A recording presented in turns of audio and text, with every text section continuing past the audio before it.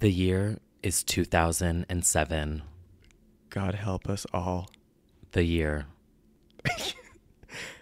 Steve Jobs introduced the original iPhone at a Macworld keynote.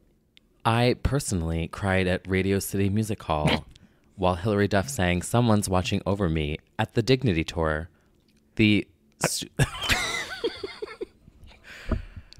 Her tour to promote her album Dignity, which was released that year. Also, I was at TRL when she premiered With Love, and I accidentally scared the shit out of her. A story that I told on my YouTube channel. We're going to discuss that in the Duff podcast. I really would do a Duff podcast. 20 honestly. Years of Duff. Mm-hmm. Rihanna ended Rain, the liquid, and continued her reign, that Rihanna reign, with Umbrella. And Paris Hilton was released from jail. Yeah. That's hot. That's hot. Also, my future wedding song was released this year. When You Look Me in the Eyes, originally sang by the Jonas Brothers, but I would like Christina Aguilera to cover it for my wedding. Thank you. Can someone send a request out? She's just always talking about how she wants to cover that song. Have her record it now. I'll play it later. She's doing it during the Liberation Tour. Have you seen? Hey, I'm T. Kyle. Hey, I'm Bradley Stern. This is our new Britney. Yeah, no, that's not going to work. Hey, I'm T. Kyle. And I'm Bradley Stern. And this is It's Britney, Bitch. A podcast for stans. By stans. Dedicated to 20 years of the living legend, Britney Jean Spears.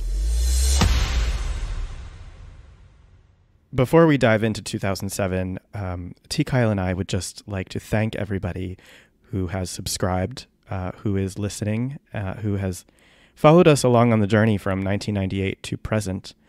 And also, thank you for tagging us in all of these Instagram stories. Oh, yeah. It's so nice to see everyone calling us iconic and legendary. Please continue doing that. It definitely hasn't gone to our heads at all. No, just Brad's. I purchased the Hummer from the Do Something video, and I rolled up here. And no, it's fine. We're definitely not letting it go to our heads. So that's cool. No, it's really, and also on Twitter at Britney Podcast. Yeah. Follow us on Twitter. It's now our Stan account. Yeah. Where we just get to be tweeting really ridiculous things. Yeah. We'll RT you for sure. Oh, yes. Yeah. Thank you for quoting us and also letting us know about patterns in our podcasting that we aren't even aware of, and catchphrases. Oh, yes. I got a lot of text messages about my career choice in episode 2003. Oh, sorry about that. Yeah. Yeah. Yeah. Yes, I've gotten a lot of hostile text messages about my appreciation of Jessica Simpson's discography. Oh, that is true. Yeah. We put ourselves out there. We did. We're willing to take the heat. We're here to say the burning things the up, others are, if you will. But stay tuned to our Twitter because we are thinking about doing a Q&A-ish episode moment soon. A Q&A-ny. Yes. Okay, great. And then just turn from the laptop. Please ask us for our thoughts on the following: global warming, candles, end list. Mm-hmm. All right, let's just jump back into this wild year. Get back. Oh. If you can't take it, then log out. Then log out. 2007, though, was a great year for music. 2007 is one of the best pop music years ever. Personal lives, maybe not so much. But no, my personal life was great in 2007. Oh wait, mine was too, but not which for is probably why I got through it. Not for the people we stand. No, I think a lot of them were going through it. Certainly the year before. Yeah. So 2007. Here we are. The elephant in the room. The elephant in the room. If you're just joining us now, you're a fake fan. You need to. You need to listen to everything that led up to this moment. And before you grab your If Britney Can Make It Through 2007, You Can Make It Through Today mug, you should listen to everything she endured leading up to this moment. That's true. So as we've alluded to in every episode, I feel like 2007 began a new generation of fans. It did. A new generation of music for her, too. Well, yes, it did. It's pre and post blackout for sure. So why do you think... I have my own theory about like what happened. Personally, I think that the public realized we knew who she was. Yes. But the public really got a sense of her personality and who she was, and then felt sympathy or empathy for this person who was going through it after the fact. Yeah. I mean, at this point, we're almost a decade into her career. Yep. Mm-hmm. And she really was the poster child for this paparazzi culture. Totally. That was really just starting to take off, and she was at the center of it. Mm-hmm. And she was the all one eyes who on was, her. Yeah. Yeah. All eyes on her. On every single magazine cover. I mean, the paparazzi swarms were unreal. I feel like the kids these days, they just have no idea of what it was like to grow up in that moment. Not that we were like kids then at all, but every week was a different tabloid cover, all of the tabloids, and TMZ and X17, and everyone was just online checking what was happening to her. And she was the number one buzzed about person at the time. Everyone was checking what she was doing, which gas station she would go to, because every night something happened. Yes, almost every single night. Literally every night. Thank you, Britney. Thank you. Britney, I love your hair. Fabulous. You're fabulous. Thank you. Brit, you're fabulous. I just wanted to tell you. And I'm loving the glasses. Thank you. I like yours. Thank you. Great. They're Dior. I really. We should hang out. Okay. My best friend from New York said that you're his idol and he loves you. That's so sweet, sweetie. I love your necklace. Thank you. Bye. If she wasn't like snatching a lighter or adopting a British accent or going barefoot in a gas station bathroom or yelling at someone or running over many feet, it was every night was something else. And I remember being in college and checking every day and just hoping that she was going to be alive, first of all. Same. I always checked before I went to Always bed. check to make sure. And then, the next morning, like checking to see what she did, basically. Right. And you would check her website because she was using it like a live journal and updating it with so many notes. And we actually kick off the year with a Las Vegas Moment. New Year's Eve moment. Alleged moment. Alleged There's no moment. evidence in terms of photos or video. We just have her at the nightclub Yes. celebrating New Year's Eve, as one does, with nice long hair. And allegedly, she was carried out of the club, like passed Allegedly, out. she fell asleep Fell asleep. and then had which, to be carried out. I mean, relatable. Allegedly. Who has not fallen asleep at a club? I fell asleep at a diner once. Yeah. Oh, usually it's the diner after. Yeah. But I guess- anywho. Yeah. Anyway, I don't see anything wrong with it. But so It was concerning. it was As a concerning. fan, I was like, oh, yeah. So at that moment, she writes a letter, first of many. She was already doing it a little bit because worldofbritney.com shut down yes. at that time. Ruben, wherever you are, we miss you. We do. Whatever you have decided to do with your life. So he announced that he was closing it down, and she directly responded to it, just as an indication of how like looped in she was with her own fandom then, which is kind of crazy. I want to know who did all of this for her. I know. Imagine if she was like coding it, like doing the CSS and just like typing it in. I mean, It would I be love amazing. I would love to know this process. Yeah.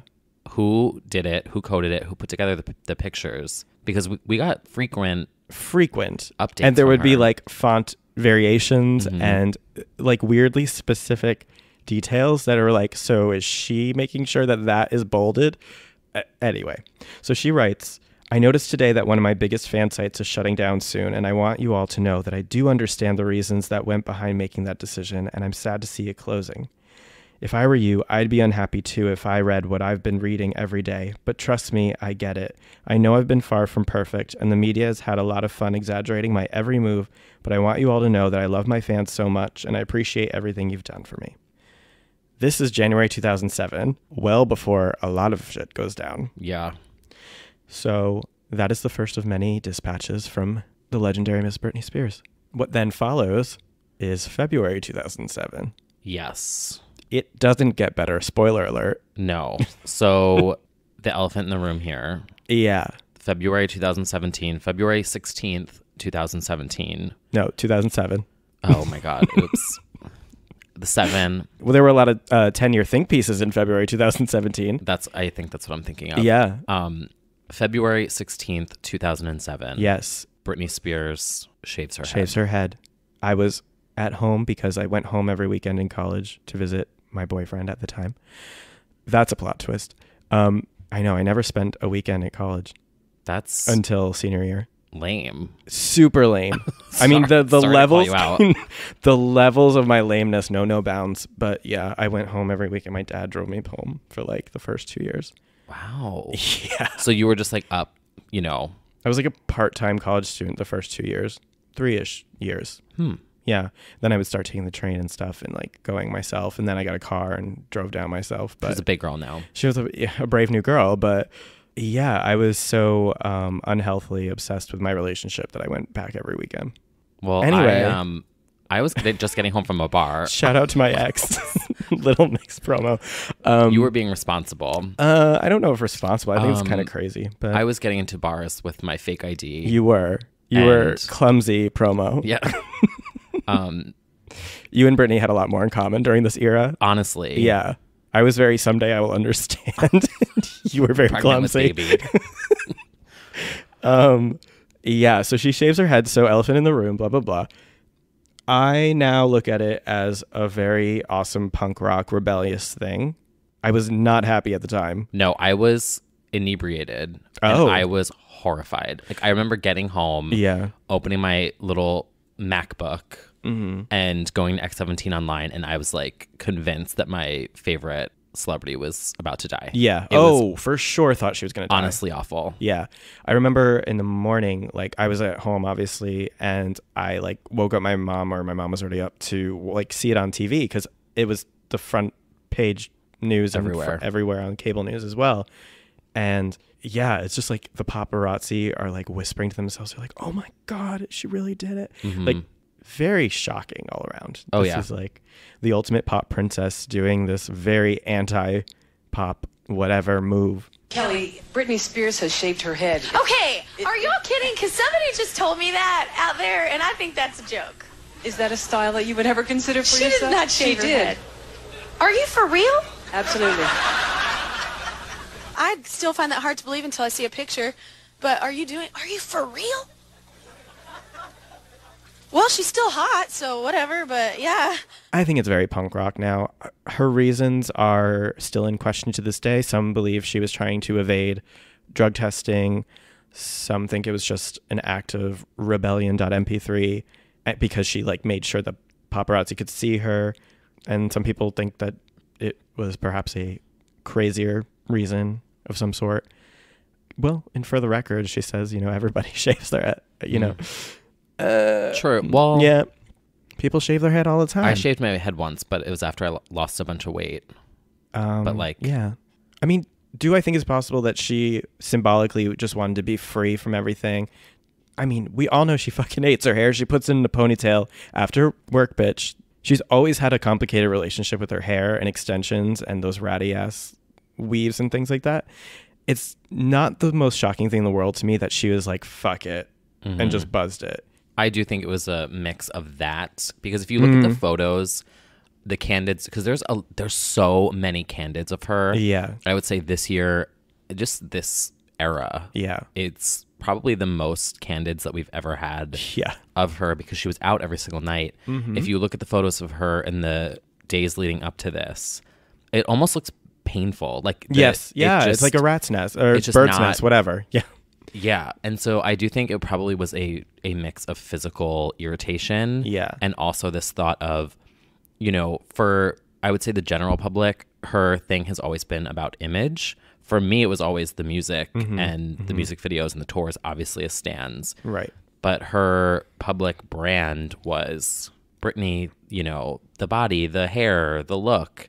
And so she was saying, like, it's gone. Like, I'm Yeah. getting rid of that. You can't use me now as Yeah. a brand Yeah. because I'm taking that away. Totally. I totally It was like feel a that. self-sabotaging move. Yeah.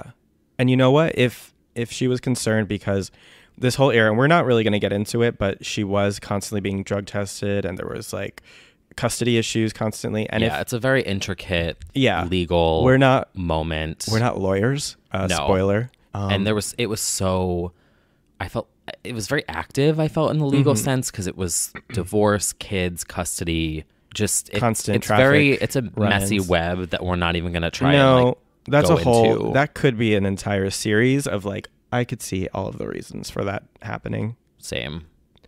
Importantly, that was only the beginning of that night because she walks out fully bald, Jewish star prominently, which I kind of love personally. She's wearing the Star of David and she walks out with a hoodie.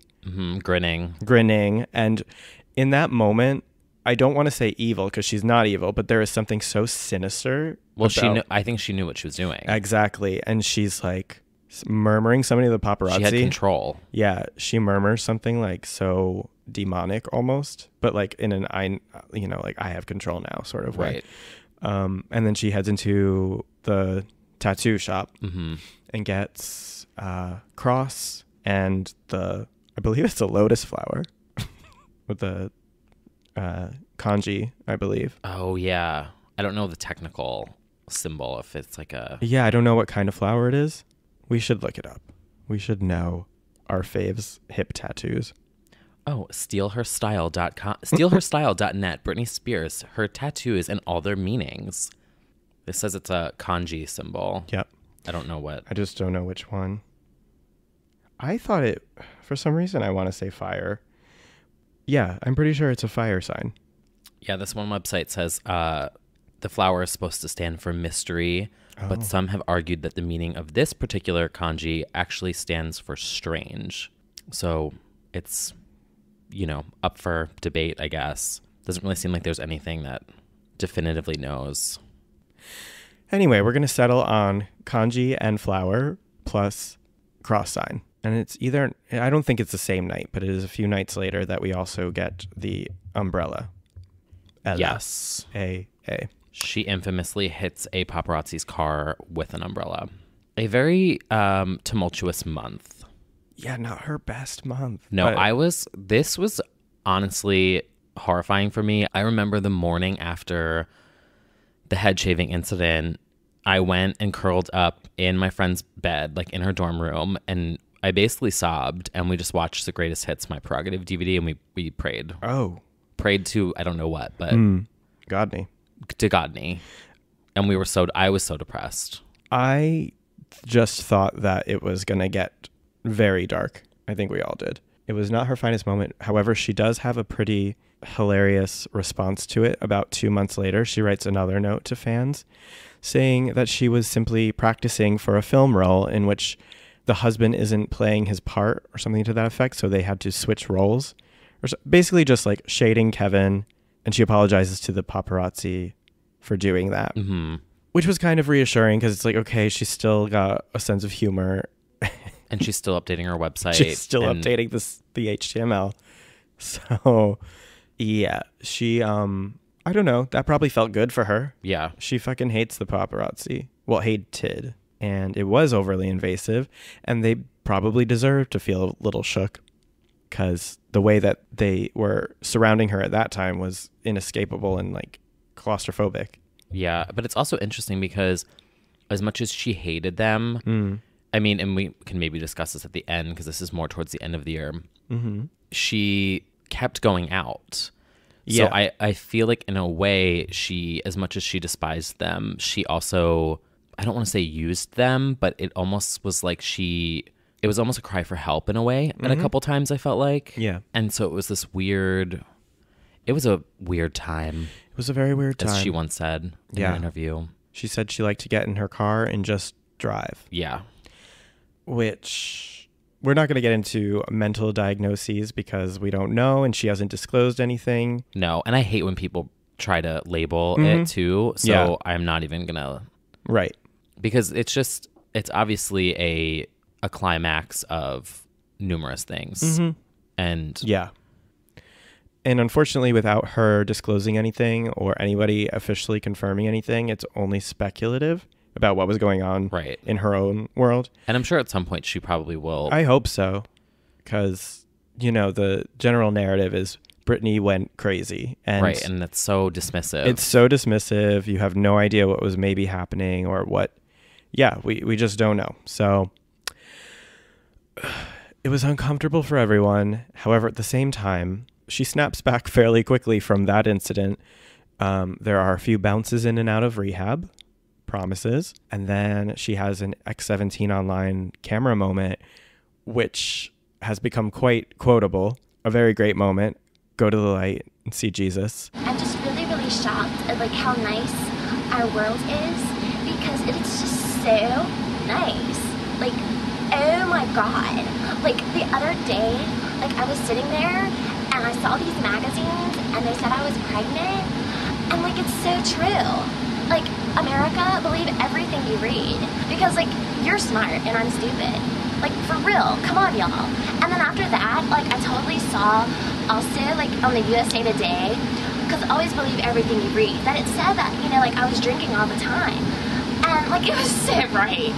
It was so true. I mean, oh my God, it was so right. And, like, my management totally knew what they were doing when they sent me to rehab. So right, you know? And it just, like, I'm just gonna cry right now because, like, the world is so nice. Like, this lady, she told me, she said, Britney, go to the light. Go to the light and see Jesus, okay? And I was like, oh my God, I'm gonna do it. And I did it. And it happened. And it was just so weird because our world is so nice. She, at that point, telling off her manager and her family for putting her in rehab to begin with. She's like, and they totally know what they were doing when they sent me to rehab. Like, they were so right. Which is another example of how, as much as she hated the paparazzi, it was there was stuff like that. Yeah. If she needed to get a message out, she went to them to do it. If only there was Twitter. Oh God, actually, no. If Britney had social media during 2007, it would have been absolutely incredible. No. In a whole different way. I'm thankful that we didn't. It's true. It's true. Actually, yes. It was already enough that we had X17 and paparazzi cameras, but add on social media, it would have been worse. Actually, yes. Take it back. I'm taking back everything as I like replay scenarios in my head of what could have happened. All right. Thank God it wasn't around when she was going through this. Oh my God. Can you imagine? And thank God it wasn't around when we were in high school. Anyway. Oh, true. So that's all happening. And at the same time, she mentions in a 2006 interview that she's kind of thirsty to go out on the road again. And everyone's like, what are you talking about? You're in no form for this. And then do you remember there was a live stream on TMZ that all of a sudden she had a bus and she was on the way to House of Blues. Yep. I mean, so a few days before that, a sign goes up on the marquee for the M&M's tour. Nobody knows what that is, but TMZ is reporting it's Britney. Then the tickets sell out immediately, just in case. And then the bus live stream happens, and it's like, oh my God, like she's going to the House of Blues. Like, what? Why? This was one of the strangest things I remember. Again, happening. Very punk rock. I think like the biggest pop star in the world going on a House of Blues tour with no band, no production value whatsoever. No, and that's like a very, I don't want to say local moment, but it was the local tour. Staples Center. It was the local tour.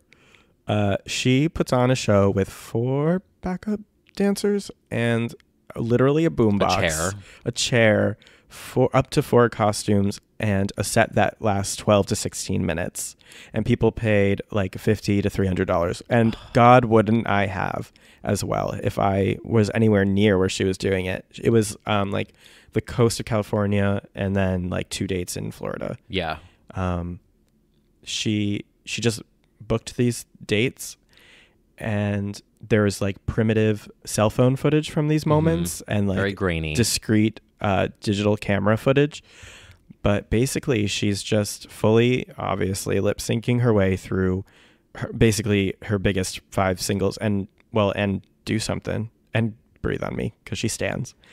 So really, it's just not all of her. It's Slave, Baby, Toxic for the straights, Breathe, and Do Something. Do Something for the first time live, which I remember being very excited about, because it's just like, oh, she's acknowledging this with her white like throw or whatever she was wearing. Remember when it got caught in like in the bra. Mm-hmm.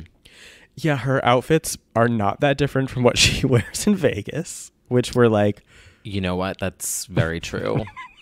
glittery swimsuits and like furry things. Okay, but the Slave for You mix. Yeah. Now, to be fair, these videos are very grainy and they're very low quality. However, there is a different beat in Slave for You. Yeah. And it sounds like it would be really good. Like there's some kind of rework of it. And I don't know what mix it is. It could honestly even be the echo of the room or something. I don't know. It sounds different. It sounds kind of like the mix they did on Circus Tour. I don't know. There's something different about it, and I need it. Yeah, so she goes on about 7 or 8 of those, and the media is perplexed. The fans are split between loving it and being disappointed. Eminem's also like allegedly stood for Mother plus Miss or something, which I feel like that's speculative. Mother plus like Miss to signify that she's now single. I mean, she would do something like that, so I have my questions about that. But anyway, Eminem's tour happens, and then we find out that she's filming a comeback video. There's speculation that it's called Get Back, which I remember the first report was Get Back, which is crazy to think that now it's like a bonus track. Yeah. Another thing that was happening a lot this summer was very active letters to the fans. Letters, actual, sometimes handwritten. Yes, handwritten, scanned in. Yeah, Xeroxed, faxed probably. Dial-up modem. Emailed. Hotmail. Everyone's doing it. We're getting broadcasts from the legendary Miss Britney Spears directly to the fans, including, and not limited to, a poll. Now, this poll has really carried on through the years with the fandom. What happened, for those who aren't aware, is in June of 2007, Britney put up a poll asking her fans what she should name her upcoming studio album. The website said, Britney is asking her most diehard fans for some assistance in order to name her upcoming album. And then there were the 5 options. 1, Oh My God is like Lindsay Lohan, like okay, like. 2, What if the joke is on you? 3, Down Boy. 4, Integrity. And 5, Dignity. There's a lot to unpack with each of these titles. Number 1, of course, being the most iconic. OMG is like Lindsay Lohan, like okay, like. She probably got the idea in the front seat of the car. Oh, absolutely. With Paris. Yeah. Yeah, it wasn't the most sensitive title at the time. She was clapping back at tabloid culture with this one for sure. She was probably responding to Confessions of a Broken Heart. She definitely was. Which was that out at this time by this happening? Yeah, No. 2006, 2005. Yep, definitely. Yeah, so she was she had just seen it on TRL and was just wanted to know if she was like okay, like daughter to father. Britney to Lindsay.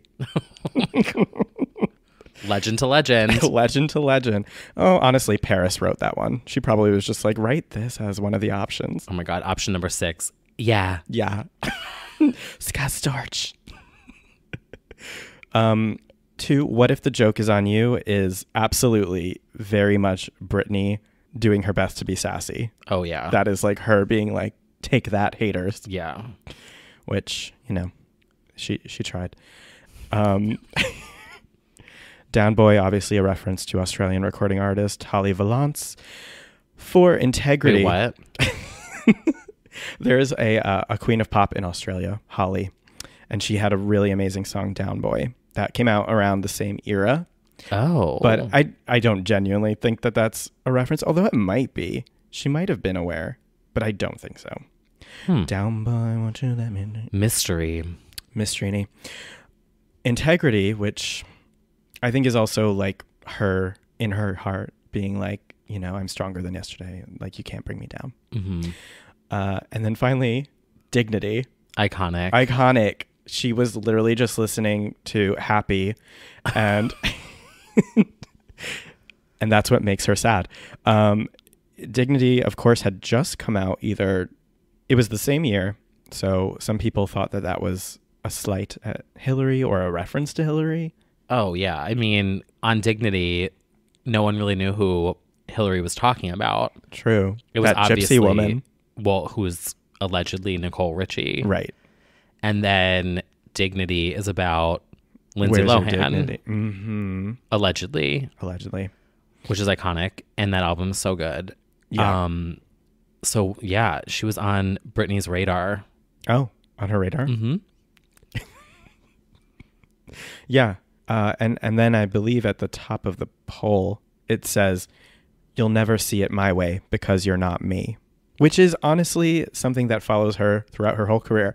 As of a few days ago, she just Instagrammed, "You think you know me, think again," or something like that. Right? She literally scalped both of us. She directly came for us. So she's listening. Mm-hmm. Hey, Britney. Hey, Britney. You say you wanna subscribe on iTunes. Just me and Bradley. Are you ready? Yeah. Oh my God. Yeah. And we also get a photo with this. Yeah. I think we got a new photo. Yeah. Which is fierce. We get Bobney and Boobney at the same time. But then also, wasn't this not like a new website look? But wasn't this, right. if my graphic memory serves me correct, I believe this is where we got a change of color and backdrop I think on you're the right. website. And I was like, ooh, yeah, something's coming. Yeah. Honestly, whoever was the graphic designer during this era, like, we DM really us. need to please contact us, because can you imagine the back and forth between Britney and whoever is her web designer? These things went up every day. Like, the children don't understand, but like at the time when it was happening, there were edits to her website constantly. Yeah. And even subtle things, just like adding a little headline and that would make the news, like the "You'll never see it my way." Like that was like added, I believe, and shook the girls. Mm-hmm. I don't know. It was ahead of its time. It was very ahead of its time, full of Easter eggs. The full original doll album is probably on that website. I know, right? You just had to like click on her left nipple and there was the whole album.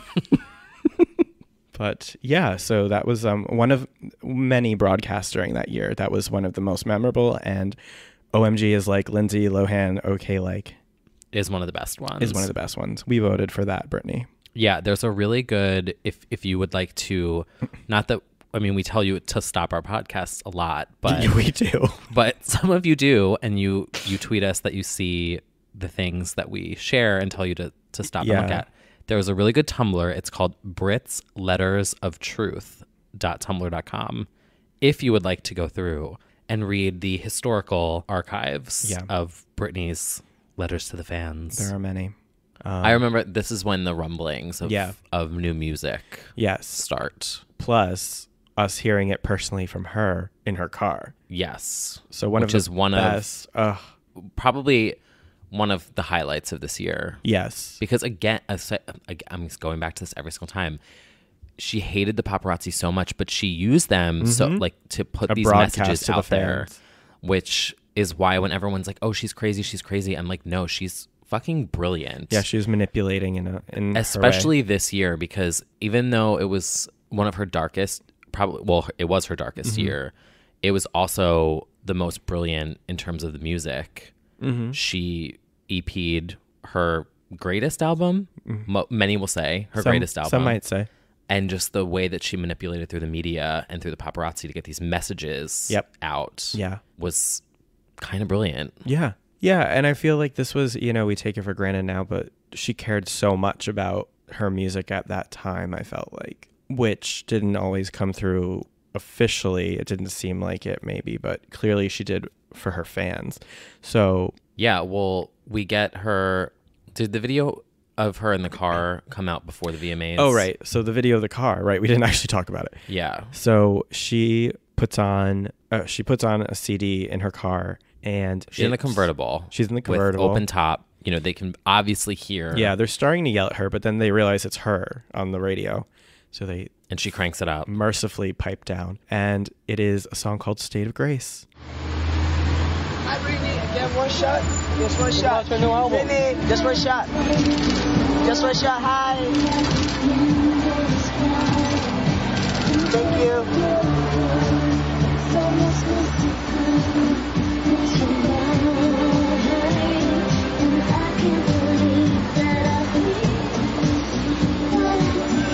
How's your new album, Britney? I heard it's going to be a hit. Think it's funny. One.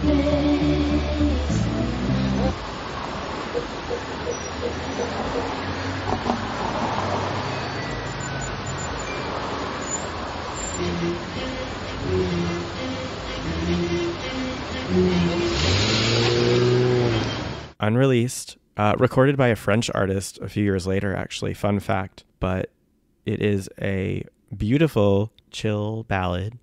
Very vibey, spiritual. It is on YouTube. It is on version. YouTube, yes. I can still hear the car driving away. Yep, as the beginning of Rebellion kicks in. I have watched that paparazzi video at least 14,000 times. Yep. It was like this small glimmer of new music from her. And she obviously wanted everyone to hear it because she cranked up the radio.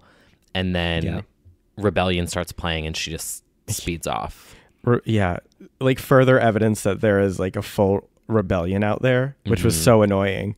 Because and then also, wasn't there the other photos of her where she's holding a CD? Yes, that's the other thing, is we would constantly be seeing pictures of her with the demo CD plural. There would be like things written on it and we'd be like zooming What does in, it say? like what's the title, what does it say? Right, because at this time there's so much chaos going on. Yeah. But the fact that she was working on music, I just remembered feeling like there was a glimmer of hope. Yeah. And that maybe all of this was, I don't know, like I guess I was trying to lie to myself and convince myself that this was all part of, like, I don't know, her just manipulating the media and just effing with them, and that everything was fine and she was working on new music, and I don't know, just wanting it to be stable. Yeah. So State of Grace doesn't make the album. No, which is a shame, like, what but the hell? I also feel like it doesn't match the vibe of the album. It's just a great song, but it doesn't match the like stone cold hits on hits dance kind of vibe. That is true. Yeah, it just really. Where would it go? Like maybe after Why Should I Be Sad as like this final and uplifting moment. But I kind of am glad that there is. It makes sense that it's not on the album. It's just great, and it should have appeared somewhere. It should have appeared on Circus or something. I think it would have fit really well in Glory. That's true too. Yeah. But if you're interested, a legitimate version of this exists by Christophe Willem. It's called Entre nous et les sols. I don't speak French. I let the funky music do the talking. But that is officially out there. It's it's electro ballad. It's great. Anyway, so State of Grace doesn't come out. Give Me More is happening. I remember when this came out on Perez Hilton, I had just gotten back to college. Yes. And I was shook because the song was so good. And I just remember everyone loved it. I have probably the most distinct Britney, well, no, there were several distinct Britney memories, but this is one of the most, is when that song came out. I remember exactly where I was in my dorm, turning on the speaker, losing my mind, as everybody did. And what happened was there was a dorm party happening, like a whole quad. And my friends all got like so revved up by this that we grabbed the CDR burner thing, whatever, and we burned it onto a single CD and ran up to the local DJ who was doing this quad party, and he blasted it to the fucking quad. Like, talk about a world premiere exclu. Yeah. Yeah. It was, oh God, such a moment. It really was a moment. Brandeis University. This summer was, I personally was in the best shape of my life. And it was like Britney was coming back, and I just remember being on this like high. And now it's such an aesthetic that like I constantly Instagram 2007-6 candids, like ripped like leggings, the workout, smoking outside. I mean, Lord knows she was not in a great place mentally, but my God, it was a aesthetic like no other. The girls just can't relate. This is the year I did that photo shoot. Oh yes. If you're interested, please check out the tagged tweet on T. Kyle's Twitter. Yeah. There is a full spread emulating. I made my little sister take paparazzi pictures of me for probably a good hour. It is perfect, and it encapsulates the era. You don't actually need to look at Britney pictures. You could just look at 1,000% inspired by everything Britney. Yeah. With a shade of Lindsay in Paris. And I remember there was also the photo of her I believe it was the rehearsals for the VMAs. Yes. where the ripped tights. That's one of my and favorites. The blue. Yes. Yes. And One of like my faves. The Red Bull. And I remember I was like running at the time and I just was so skinny. And I just remembered, I was like, oh, Britney's coming back. So am I. Yeah, everybody was so lit. And as we always mentioned, this was happening as the season was changing. It was becoming fall. And there's a crisp chill in the air. And to this day, whenever that happens, it's blackout season. Oh, yeah. It's blackout season right now. We're really feeling it. It's perfect for the podcast. So that leaks along with a very rough demo of Hot as Ice, then called Cold as Fire. Remember it was Cold as Fire first? Oh, yeah. It was sharp as a tack, those notes. Cold as fire, baby. Sharp as fuck. Sharp as fuck. She certainly gives us vocals. Oh, yeah. Those are raw, unedited vocals. Mm-hmm.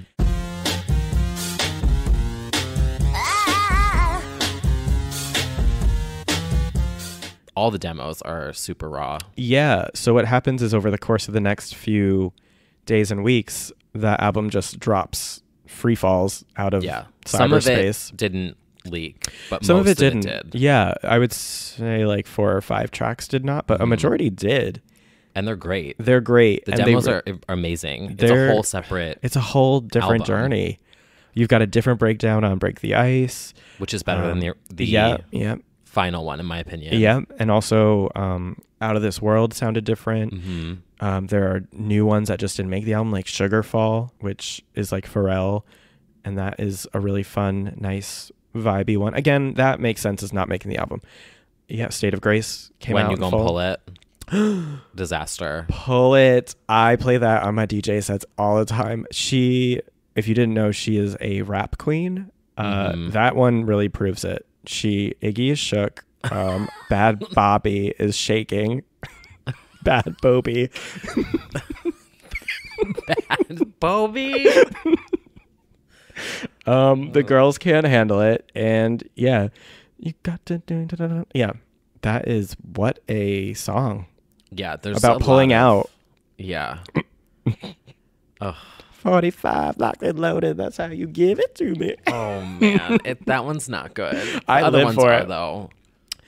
Anyway, so yeah, there's Pull It. When You Gonna Pull It? Yeah, there's also like some debate about the real official titles of some of these because it came out and then people started retitling them fairly quickly. Right. So, or just like they picked what the most common word was in the song and just named it. Yeah, like we don't necessarily know what the names of those songs are. Nope. God, the mystery of Blackout. So yeah, so we are hearing unfinished album. We're getting excited. And it was a really exciting. Oh my God, the most exciting. Like hot second in the middle of 2007 was, I think, the most exciting part of the whole thing. Yeah. And then obviously one of the most exciting moments was the VMA announcement. People can take everything away from you, but they can never take away your truth. But the question is, have you subscribed? Yes, make sure to subscribe to our podcast here. Subscribe anywhere that you can. You can subscribe on Apple Podcasts. You can follow us on Spotify. You can listen on SoundCloud. And how do you follow us personally to get a little more personal? Your most personal follow ever? Well, you can find me on Twitter at @TKyleMac and Instagram. I post really good Instagram stories, just saying. There was silence. I'm like, do you disagree? No, I love them all. I do. Oh, I do. Okay, so this is Brad's last episode. Thank you so much for joining. It reminds me of that episode of that Sharknado interview with. Oh, have so much fun in Sharknado 47. You're literally terrible. I was spacing out. It wasn't because I was considering your Instagram story. Oh, good luck with your tits. Where can they find you? I don't know if they'll be able to find me after this. If you want, you can follow me at MewMews. I also post Instagram stories. They're not as good as Kyle's. Let's just make that clear. And you can follow me on Twitter, Facebook, and Instagram. Yeah, at MewMews.com. I said, at Moo-Moo's. Anyway, back to the show. She was due to open the 2007 VMAs, and she was expected to do a crazy magic stunt with Chris Angel. And she was seen meeting with him, and they're planning something. Which made sense because of the whole Vegas thing. And Yep. There was something planned. I don't think that's public what it was. I don't know. I don't mean, know. at least I don't. I have to imagine there were like escape efforts of some sort that were incorporated in the circus tour. Maybe. There were probably some birds involved. Those escape things, though. Yeah, we'll talk about it in 2008 because I still don't know how she did it. Yeah, well, Queen of Mystery. So she is preparing for this levitating, bird-defying performance. And the day comes, and famously, Nicole Scherzinger debuts Whatever You Like on the red carpet, which I was very excited about. That's a bop. That is a bop. Scherzy. But then MTV posts this teaser. That's right. With the hat. Hours before. She's in the tank and the hat and the jeans, and she's doing that one move. And I can hear the slot machine changing noise. Yeah. Because in the graphics were all like Vegas and slot machines. Yep. And I just remember watching that preview over and over and over and over. And I knew the dance to that part before it aired on television. Yeah. Because I hit play on that one 10-second clip. It was the hand with the hand out. And the hat, and she's got the sunglasses on.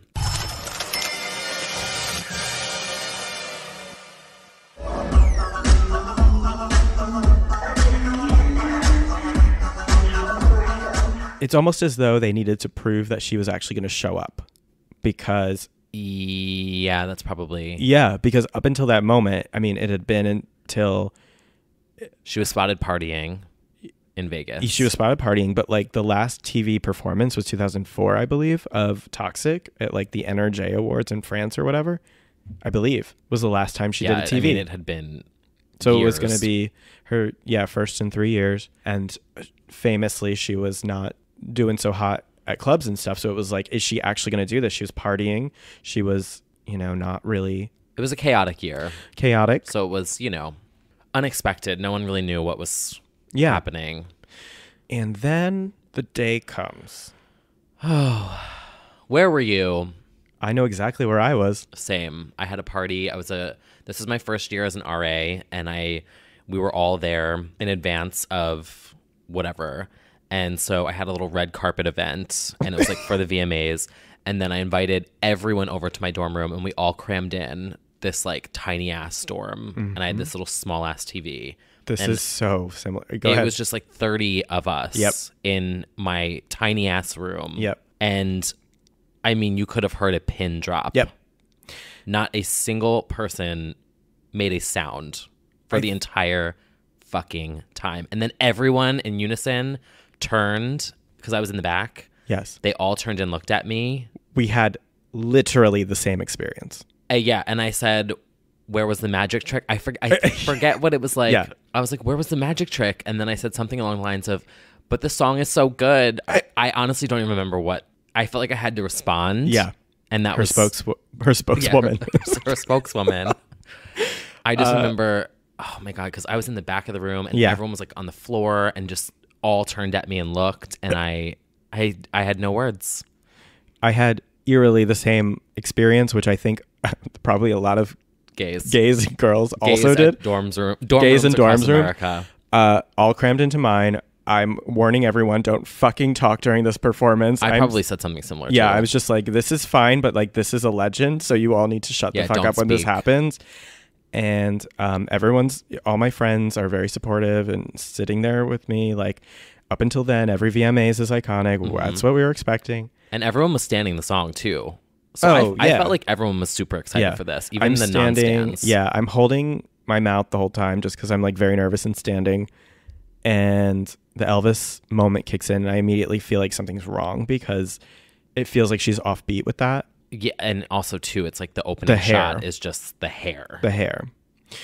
I loved the like press on nails though. Oh yeah, I loved the contacts. Yes, and the contacts. Yeah, when she turns around, I'm like, oh, the eyes. Anyway, hair though. Elvis moment happens. If you're looking for trouble, you came to the right place. If you're looking for trouble, look right in my face. Which was fierce. Which was fierce, but then that had to have been planned by somebody. When the It's Britney bitch happens and she's just sort of giggles off, I'm like, oh no. Yep.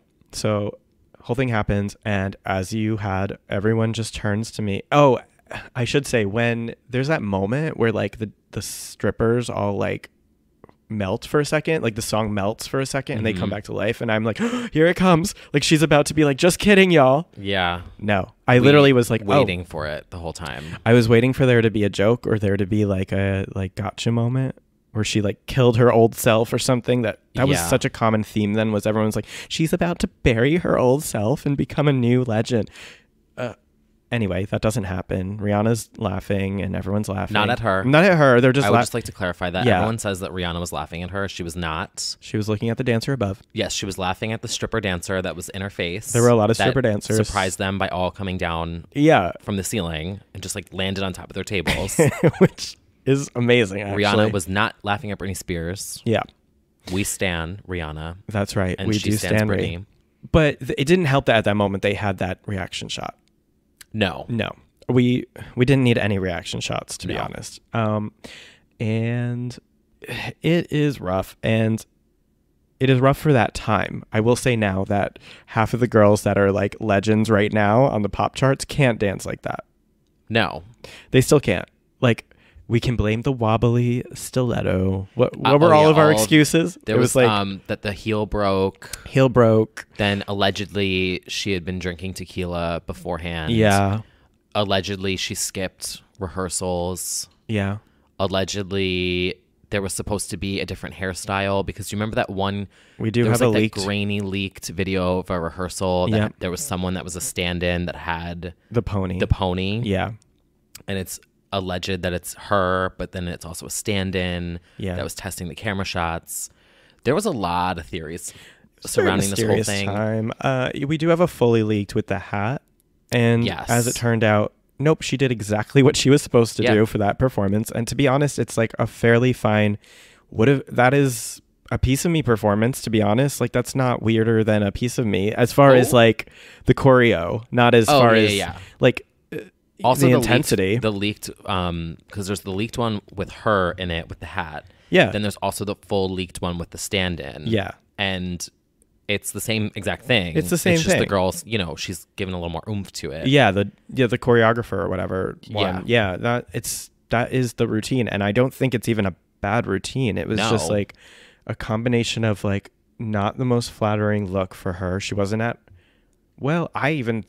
I like how she looks, but a lot of people were saying she was like so fat, and for me it wasn't a thing. Like I didn't feel that way, but it was a lot of unflattering movements of the belly. And also very unflattering camera angles. Super unflattering camera angles. And one of my favorite covers to come out of that was Oh the Horror, the Entertainment Weekly one. So good. She's like in prayer pose.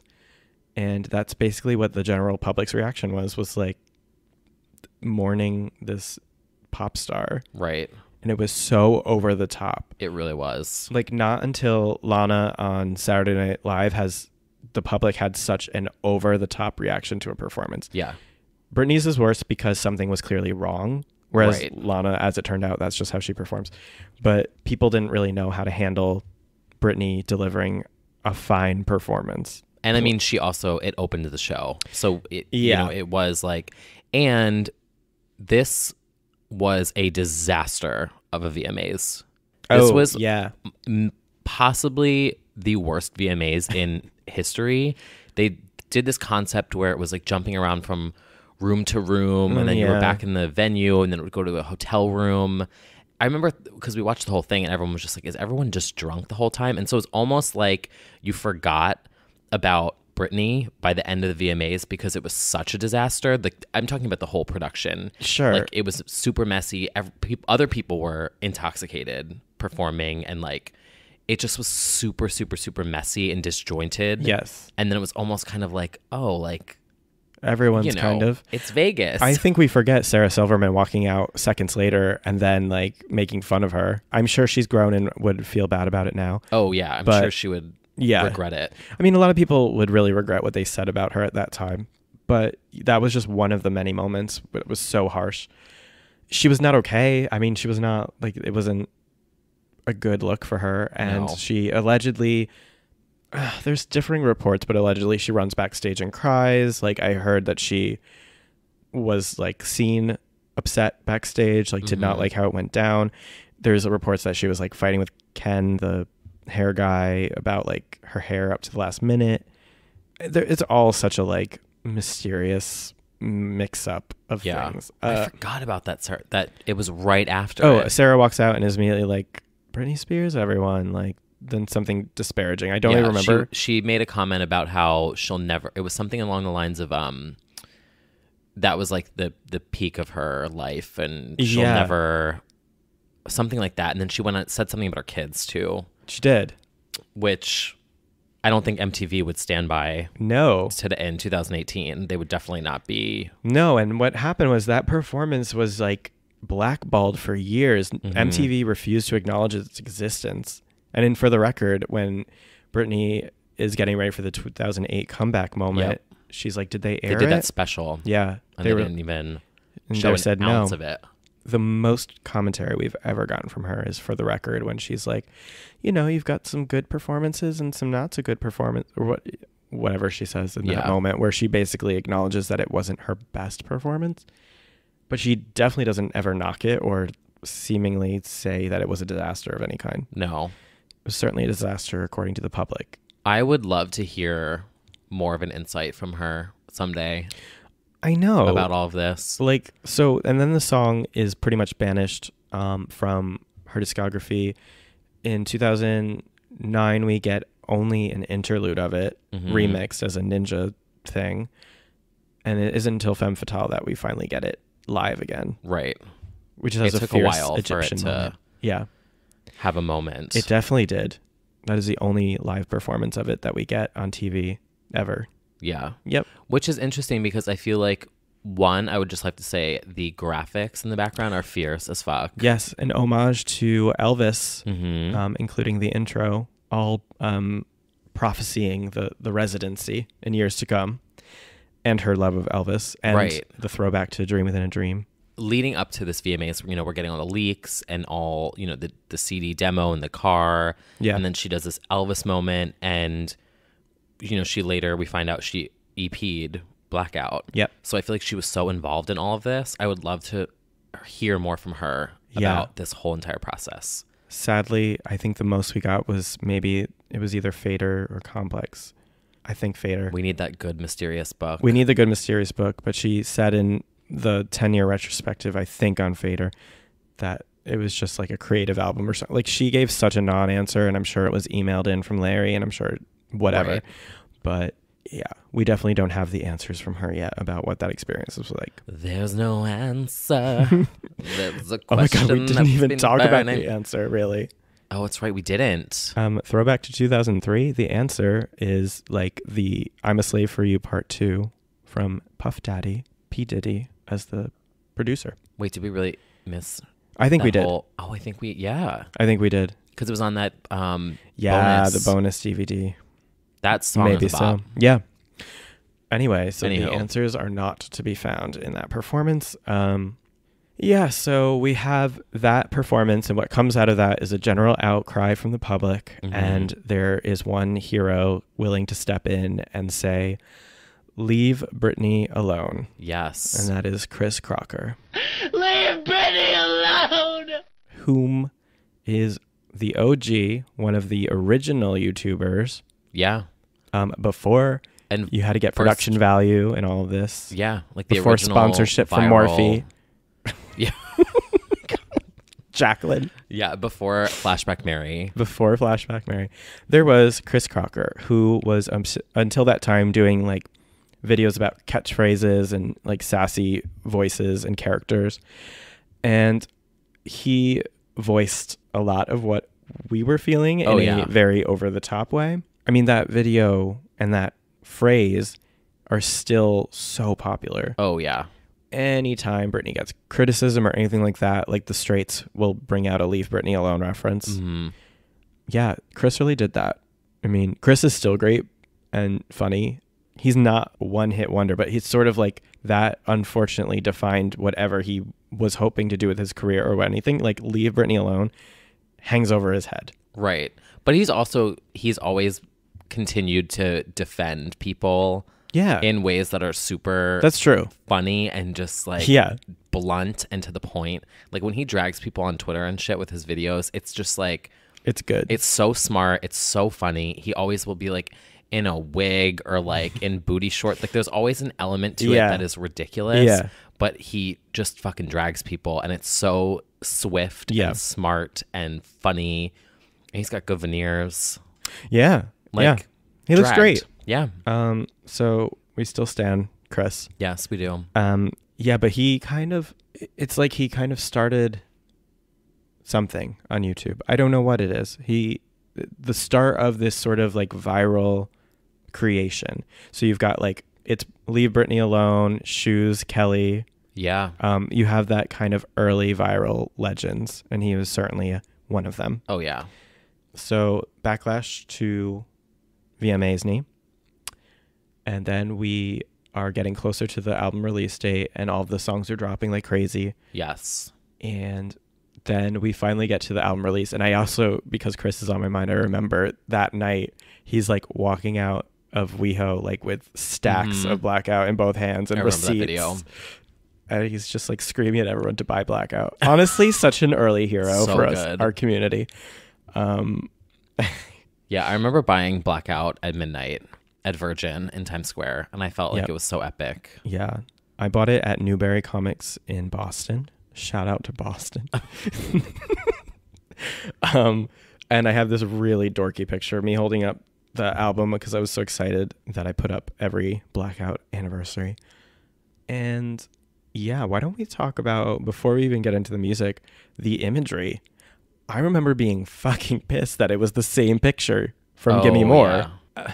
The album cover is hideous. But now it's iconically tragic. Yes. It perfectly defines the era, as does the title, good lord. Yes. The font is disgusting. The gradients, like, there's something with the squares and, like, the design that's happening. Look. Yeah, but the rest of it is just awful. Not her worst. No, not even. But it doesn't compare visually to the brilliance of the music. No. It's just not. I mean, I can't separate it from the music at this point. Like, I think of that cover. Yeah, it's very Halloween looking, which is fitting. Yeah, because it came out October 30th. That's right. Which, you know, happy Halloween. Happy and there's Halloween, photos bitch. of her where she's picking it up in that little. I guess it's her a Halloween giant D&G bag ish. Oh yeah, yeah. So the cover art is panned by fans who are tired of seeing that image on the Gimme More single cover, and then it's used like I remember it was used like again for something else, maybe the VMAs promo or something. I just remember by the time it became the Blackout cover, people were like, "This is a joke," and then the photo alone is fierce. Good. Yeah, it's they just didn't sort of like work with it well. What we deal with the there are like 3 pictures of her that have like haunted us from her perfume campaigns. Oh, that they recycle in the bed, in the femme fatale photo in the bed. Oh God! And there's also, and obviously the Piece of Me promo pics like never die. Yes. But anyway, so that was one of the first pictures that haunted us. But inside with the photo shoot itself, Ellen von Unworth, one of her very best shoots. Yes, the photos on the inside are great. So artsy and weird and mysterious. And a little scandalous. Totally scandalous. She caused uproar in the Catholic Church because she sat on top of the lap of a priest for one of the shots, which is one of my favorites. And the confessional booth. Confessional booth. We've got motorcycle, that like wet look against the Art Deco wall. Everything about that shoot is amazing. And I remember like flipping through it and knowing all this craziness was happening during the year and just being like, how is that person also this person? Right. Like when did you get it together to do this? Yeah. Very Because strange. everything was so documented. Yeah. I mean, even like the paparazzi videos of her shooting Give Me More were out there. And also shooting Piece of Me, like arriving to set and leaving set. Like everything was documented that she did.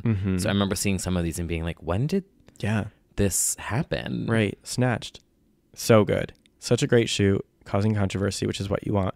And pictures are still leaking to this day. There's one of her with a cross in her mouth that came out like a month ago or whenever, and it's great and should have been the cover. But anyway, pictures still come from that shoot. Ellen leaked them. So, but that's the shoot.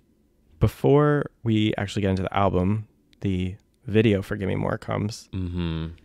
Similar moment for me. I had my friends crowd around my laptop. Same. Because I was with Will. Hey, Will. Hey, Will. I once again, perhaps foolishly, was like, well, this is where she'll really kill it. And she doesn't. It's iconic now. Yeah. It I represents didn't hate the era. it at first. I bought it on iTunes. Oh, I absolutely bought it. And because I think that's where it came out. Yeah. So you had to like buy it and then watch it. And I just remember being like, oh, where'd all this other stuff like, it's just one scene. Yeah. It's really just a stripper scene. Yeah. As we later saw, there were some moments of her walking around in funereal-looking garb outside, and there's also a few shots of her sitting on a bed with a cat. But I spoke to the photographer on the set that day. If you want to check out the interview at mewmews.com. Momos.com. Momos.com, where 12 gays read. I'm just going to keep referencing that. Oh, God. And he said, as far as he knows, like he was on set for that entire experience, and there is no funeral scene, there is no burying the old Britney that is like rumored to be the thing. It was probably the concept. It's just I the would concept. assume that she came up with. Yeah, I mean, there's certainly room to suggest that she maybe wanted to do all that, or the director wanted to, but what was shot was nothing. Like there's no hidden funeral scene that like hasn't seen light of day yet. Right. I'm sure it would have leaked by now. Yeah. Everything else has. Right. Yeah, we just get bits and pieces of like her strolling, and those don't add anything actually. It's fine. It's cool that we have the images and her on the bed and stuff, but that doesn't even make any sense with the video. Not at all. Her in that blonde wig looking back at her as a stripper is just the smile and the like that face. The laughing. Definitely a minimal video. Yes, it's really just 2 takes. Yeah, like 2 separate. Well, it was a long. takes. Apparently, the photographer did say like it was super athletic as far as like how much energy she was exerting, and that she was doing a lot of it all day. So I guess they were trying to get that perfect shot forever. I will say my favorite shot of this whole entire video, because this was heavily retouched. Yes. This video, which is not shade. I'm just pointing out the fact Simply that it facts. was. There's one shot of her, which is, in my opinion, goals, where she goes up to the mirror and she's gyrating on the mirror, and her waist is literally skinnier than her neck. It is like, they just, the With way the that they belt worked thing? it in, Yeah. it is so skinny. Yeah. And I'm like, goals. Yeah, she has some good looks, and then there's that unreleased version or like leaked version where with the titties tits are are out, which is that's fierce. fun. Yeah, why not? The photographer said that she had a generally good attitude on set, and there's actually he gave me some exclusive pictures from it, and she's like laughing with the director and pointing and stuff, and there's like a brighter side to this video that everyone assumed she was so miserable, and you know, he said he got that impression that she was controlled by a lot of outside forces, but that she herself was still a light in the dark. Yeah, well, I feel like she loved this album. Yeah. I mean, she still performs a lot of it. And she loves the stripper pole. Yeah. Slave piece of me. I mean, she likes doing this. This is clearly her concept. Yeah. Well, wasn't it also allegedly, I remember reading that because when she went to film Piece of Me, the music video for Piece of Me, it was alleged that the label had put an ultimatum on her that if she didn't go and film this, that they were going to scrap everything. That was one of the rumors. I remember that. And because they'd booked a good director and, you know, blah, blah, blah, blah, Right. allegedly. And then the other rumor that I had read or heard was that she essentially did this album on her own. Yeah. Got the producers together, came up with the final product, and just handed it off, and they put it out. They kind of tied up the loose ends and released it. But it was ultimately her that directed it and got the producers and did the sessions and recorded. And like, I think at the end of the day that she was instrumental in picking out which songs like picked her vibe the most. I know that she still was like working with people, at least of the label, to get some of those connects, but there's no doubt that like she was heavily involved in the process. Oh yeah. Which again, everyone doubts comes from her. She, you know, she worked with Teresa LaBarbera Whites, who was the A&R at the time for Blackout and Circus, I believe, and who then moved on to do the Beyonce albums, the self-titled and everything like that. So we have to like give credit where that's due. Oh yeah, I always bring it up anytime people are like, "Oh, she sucks." I'm like, excuse me. Yeah. She executive produced her greatest album. Right. Exactly. I'm trying to see if there's anything else from that interview about the video that we might not have known. Jake Sarfati is the director of Gimme More. So he had his friend Theo Hand, who is a photographer largely in the skateboarding world, on set as the photographer for that day. So he said to me, it was shady, the whole thing. There was a lot of fuckery going on. I didn't enter it with a contract. I don't know who it was. I think it might have been TMZ. Offered me a lot of money for the memory cards, but it wasn't even a question. It was like maybe 6 figures, but I'm not throwing anybody under the bus. The paparazzi were trying to pay off people on set for pictures from inside. I believe it. I mean, Definitely. they were there for everything. Yeah. So one thing that's interesting is pictures did come out, and Theo said, the interesting thing is that Jive Records had those photos. Nobody else did. So I'm looking around the internet. I saw them pop up on a few websites. Somebody got paid off for those. My assumption would be that Jive Records cut a deal because there's money in that. So that's a little conspiracy theory on his end. I Who knows? believe that. Yeah. I mean, I feel like this whole year is defined, I think, by those photos of her. It's just like she was getting on the cover of everything. Yeah. So for them to get, if they did buy something allegedly, it would get on the cover of a magazine. So right. It wouldn't be surprising. Allegedly, all allegedly. And he said, yeah, he got to interact with her. It was work. It was a long ass day, but we all had stuff to do. The only weird interaction, I don't know what was up with this, but I think she wanted me to be in the video. Some lady, I think it was her publicist, was like, do you want to be in it? And I'm like, not really. But she was super nice and humble and seemed super frazzled from all the people around her. It was pretty amazing and eye-opening. She seemed normal, but everyone else seemed kind of vindictive. Not everybody, but I kind of got that vibe. Which I could see. Mm-hmm. Because at the time, I mean, you know, we didn't really have cell phones and stuff. The iPhone was just invented this year. Right. But I could see how you never really know who was out to get her then. Which didn't she have that little clique of like dancers? She did. That were the girls that are sitting at the bar. Yeah. And they were also in Piece of Me, the music video. Mm-hmm. And didn't they also do Eminem's tour with her? Yeah. Yeah. There was like this little girl group that she brought around that year, which I do also remember at the time thinking, like, it reminded me of back in the day, like Dream Within a Dream. She always had this family of dancers. Yeah. And I just remember being like, oh, I hope they're just being good girlfriends to her. I know. Yeah, that's true. A weird thought that I had. No, I know. Very protective, overprotected me. Mm-hmm. So we get the Gimme More video. People similarly pan that. In retrospect, it is a good encapsulation of the era. Yeah. Very dark and moody. And I love that video. I do too. It's kind of like more of a tour visual to me. Yeah.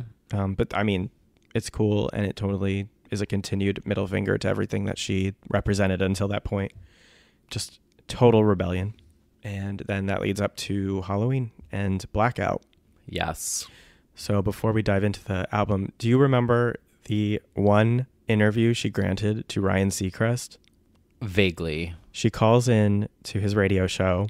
It's with, at this point, so Sam Letfie's involved. He's like making small talk with Ryan, trying to get her to get on the phone. And then he's like, oh, you know what? She just jumped into the shower.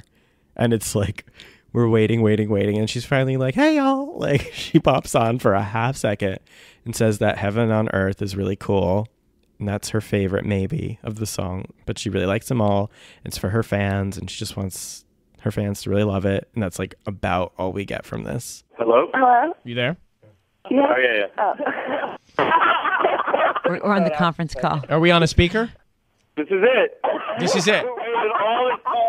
This is the promotion.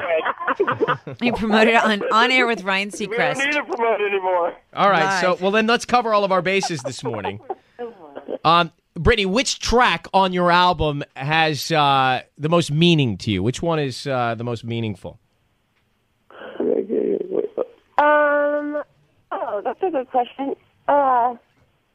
I really like Heaven on Earth. I think it's a cool track. It's like, I love the producers who did that, and it's kind of different from all the other songs, so probably that one. And Give Me More is the first single, which is at the top of the charts. How did the It's Britney bitch line come about? Oh, God. The producer told me to say that. I didn't do it. The guy who wrote the song was like, do this here or whatever, and that's how it came about.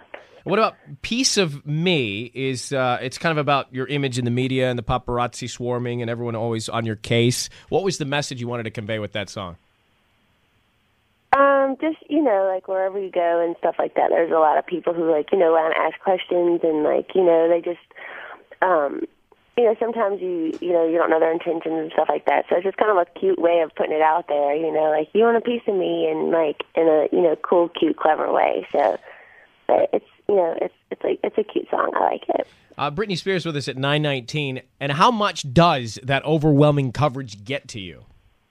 Wait, what? How much does that overwhelming coverage actually get to you and bother you?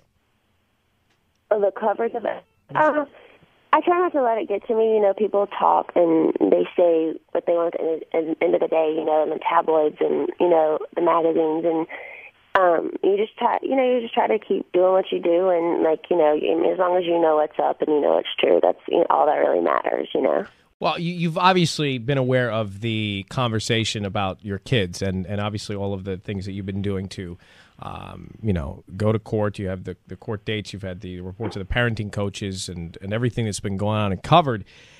How do you respond to those who criticize you as a mom? Like I said, people say what they want and, do what they do. And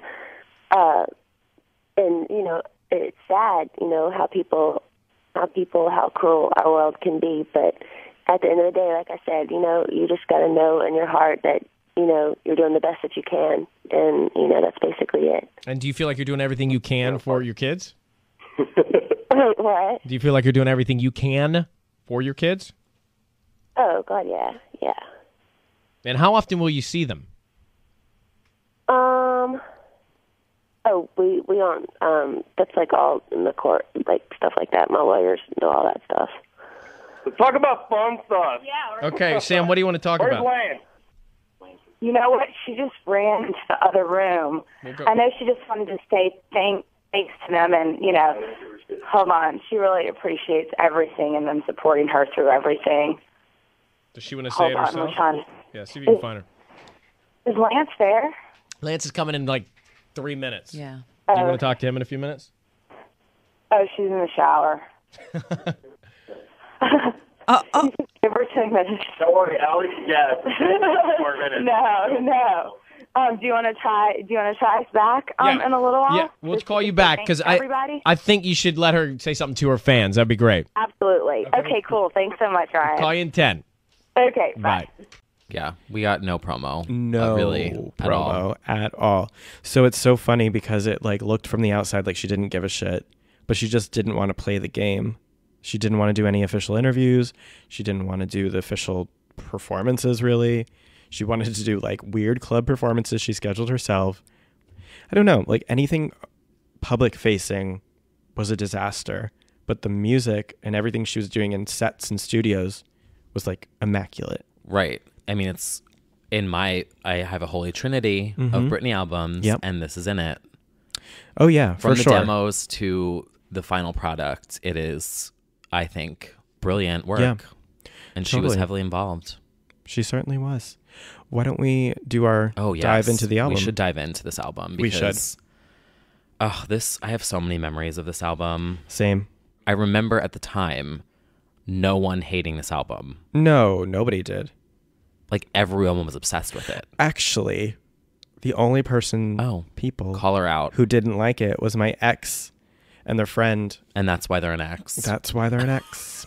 So they said it sounded the same. And I was like, you think Heaven on Earth sounds like Why Should I Be Sad? What? They said all the songs sound the same. And I was like, get out of this car that I don't own. None of them sound None of them sound the same. It was, do you know people who only listen to like indie music and Regina Spektor and Radiohead, and then they listen to anything pop and they're like, this all sounds the same. Right. Like, no, I'm sorry that you don't have an ear for these things because you need it to be acoustic and sad and a coffee shop. Oh, you're deaf? Oh, thank you. Love you. Oh, Jesus. I love that. Anyway. Line. Oh, you're deaf. Okay, thank you. Love you. She's deaf, you bitch. So anyway, problematic. So problematic.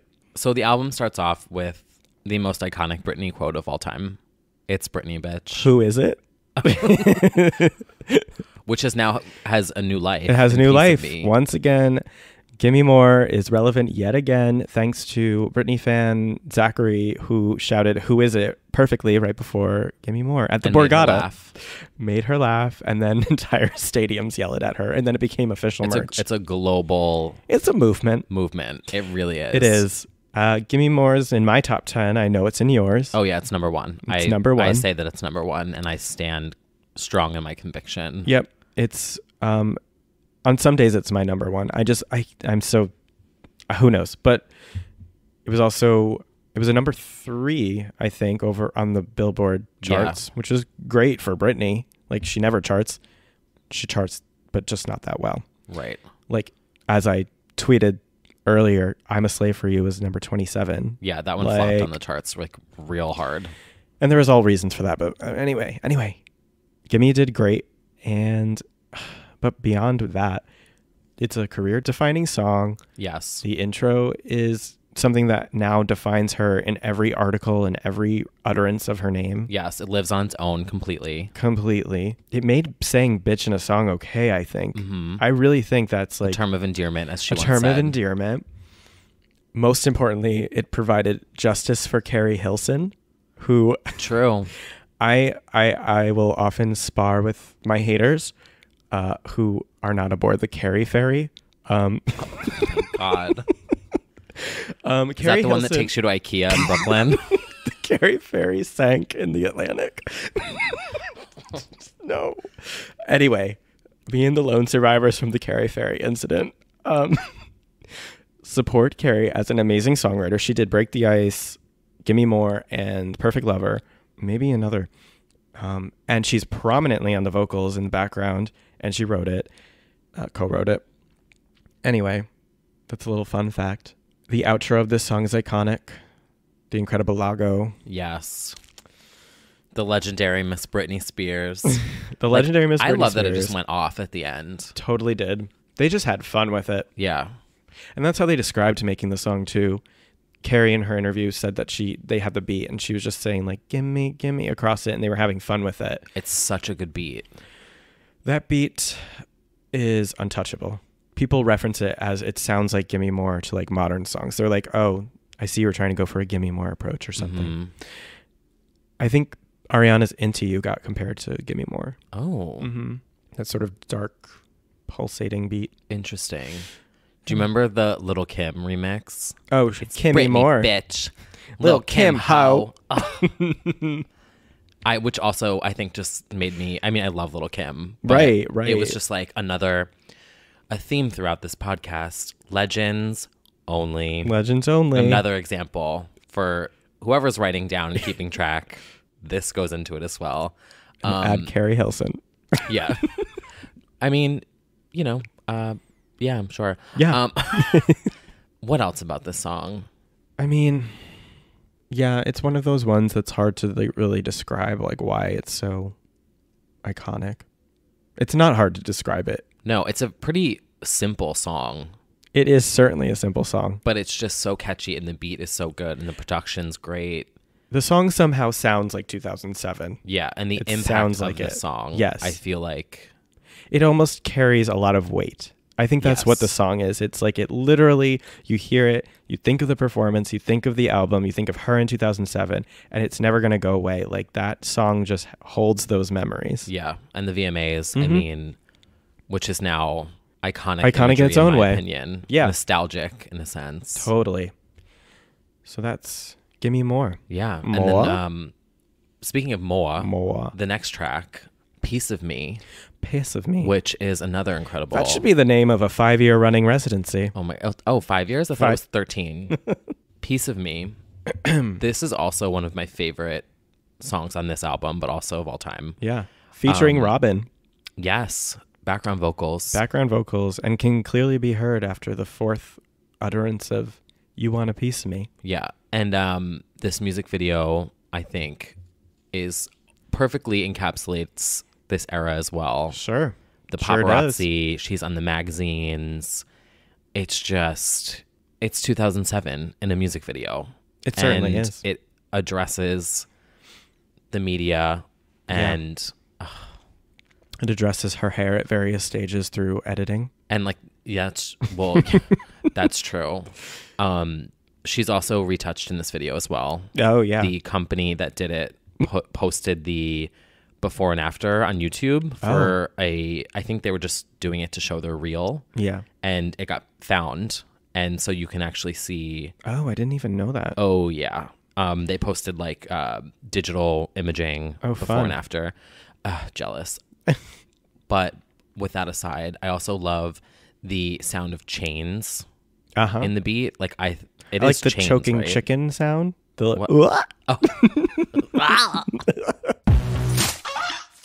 Yeah. I would like to know what fowl were harmed in the making of that. No, I just love these lyrics. The lyrics are good. The lyrics are so good. The lyrics are literally about her life. I miss American Dream since I was 17. She's too big, now she's too thin. She's too big, now she's too thin. I wish I could say that right now. I wish they included the term skinny legend in the song in retrospect. Right. Yeah, it's for all the talk about this album what sounded chilly because it did and very distant in some ways. It's also intensely personal. And this is the perfect encapsulation of paparazzi-ni. Mm-hmm. Love this song. The song gets a good live treatment. So on Piece of Me, Circus Tour, she does this in a cage, which we'll talk about. That's my favorite, I think. I think it's so good. Yeah. And then we do get it for Piece of Me, but actually, it probably should have gotten a bigger treatment considering it's the name of the residency. Right. She doesn't really do anything unique. No, she does some fluttering on the stairs. Whereas Circus Tour, it was the visual graphics were all ripped up newspapers. Oh, and the I pay attention to all this kind of shit. It was all the paparazzi visuals of, tabloids and blah, blah, blah. And she's literally in a cage. Yeah. And the dancers are dressed as sort of not bad guys, but they kind of have that, vibe to them. And she's just dancing around and evading them and slipping in and out. Skinny legend, fitting through all the... Putting her leg up. Bars. But we'll talk about that during the tour. Mm-hmm. So some of her best lyrics on the album, definitely Piece of Me. Sneaking Away to the Philippines, Derriere on the magazines, all of them. And as far as a song, just so cool as far as the production. Well, speaking of a song that's so cool in production that had to be on 2 albums, oh my God. Next track, Radar. I haven't heard of this one. which is also a great song. Radar is great, and just because it was disparaged because it was featured on 2 albums and included a horse doesn't mean that it's not great. Yeah, locals won't understand. Locals will not understand the greatness of Radar. Radar has become an inside joke in the Britney community. Yes. Because it was included on Blackout and then later included on Circus in order to be released as a single through what I assume was a deal with Bloodshine Avant to allegedly to ensure that it would be a single. Which, to be fair, is a good single. Yes. Just an odd great timing. Candies for Coals promo as well. Oh, yeah. And we do get a Radar Horse moment. More in that in 2008. But yeah, I like Radar a lot. I think it's just been like such a joke that it's almost funny to listen to. Funny. Yeah, it is funny. And Radar Horse is just so iconic. And I cannot see the word radar in human life because I just hear, I'm a radar. Yeah. Like, I'm a radar. I hear the radar pinging beat, which is great. Yeah. Oh, absolutely. But like, it has ruined the word radar for me. I laugh at it. Interesting sense of style, $10 million smile. Yes. Goals. Man with the Midas touch. Intoxicate me. I'm a lush. Yeah. I mean, so good. You. Yeah. Goals. $10 million smile. I want someone with veneers. Actually, no, I want a $10 million set of veneers. Anyway, so next up, are you ready to break the motherfucking ice, as she would say? So now I think it's time for us to break the fucking ice. Come on, Vegas. Break the ice. The demo is better. Demo's better. Yes, the demo had the beat going for the bridge, and the final version launches into a space age kind of breakdown. Yeah. Pow. Yes. That with kind the of noise. Birds. Yes, again, the birds were harmed for the making of this album. She's literally chewing ice while recording this, and like one of the demos that leaked. The bridge in the demo is so good. She's like, ho, and it's and it's still so going. Good. Yeah. Yeah, unfortunately, she made that change. That's okay. Break the Ice is great. I think that I obsessed with the rock version of it. Do you know that one? Mm-hmm. The rock remix. I love that. It's very edgy. It's impossible to sing in your car. The notes are bananas. Yeah. It's falsetto-y / whatever. Like she alternates. The way she alternates her voice is crazy on this song. Yeah, it's you gotta be scared and run out. Like, it's interesting. Yeah. So Break the Ice is that was a classic. She did that. This is also the single that was released where she was not in the music video for it. No, she was not. Well, I mean, it's not that it's funny, but personally, this is which we can we'll just tie up loosely at the end of this album review. But while things started to get exciting and the music started to kick in, it was like summer, fall. Yeah. Personally, she starts to go through a little bit more trouble. Yes. And this is released as a single, but she's not in the music video. She's not around for that. But this video, I felt like got knocked by the fans hardcore because she wasn't in it. Yeah. I think it's a great video. Like they do this whole anime treatment, and I think it's so cool. It is. I remember staying home was it from college? Were we in college? Like school day? Yeah. Just to like see what it was and see if it was actually cartoon or not. Mm-hmm. Yeah, because didn't it come out that like it was a news story? It was like she's not going to be. Yeah, like, they're releasing this cartoon video of her. Yeah. Because allegedly other things were happening. Yeah, but I like it. Well, sure. I mean, I think I liked it because it looked like storyboards for. It does look like a storyboard. What could like the actual music video could have been. Yeah, so yeah. I'm sure that's what it was. I mean, work. Yeah. So okay, work.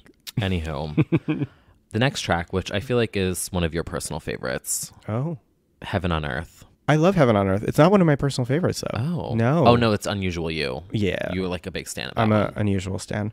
Heaven on Earth is solid though. Mm-hmm. Rock solid. It's one of her weirdest songs on the album. Mm-hmm. And it has a very good melodic, electronic, happy fell in love. Yep.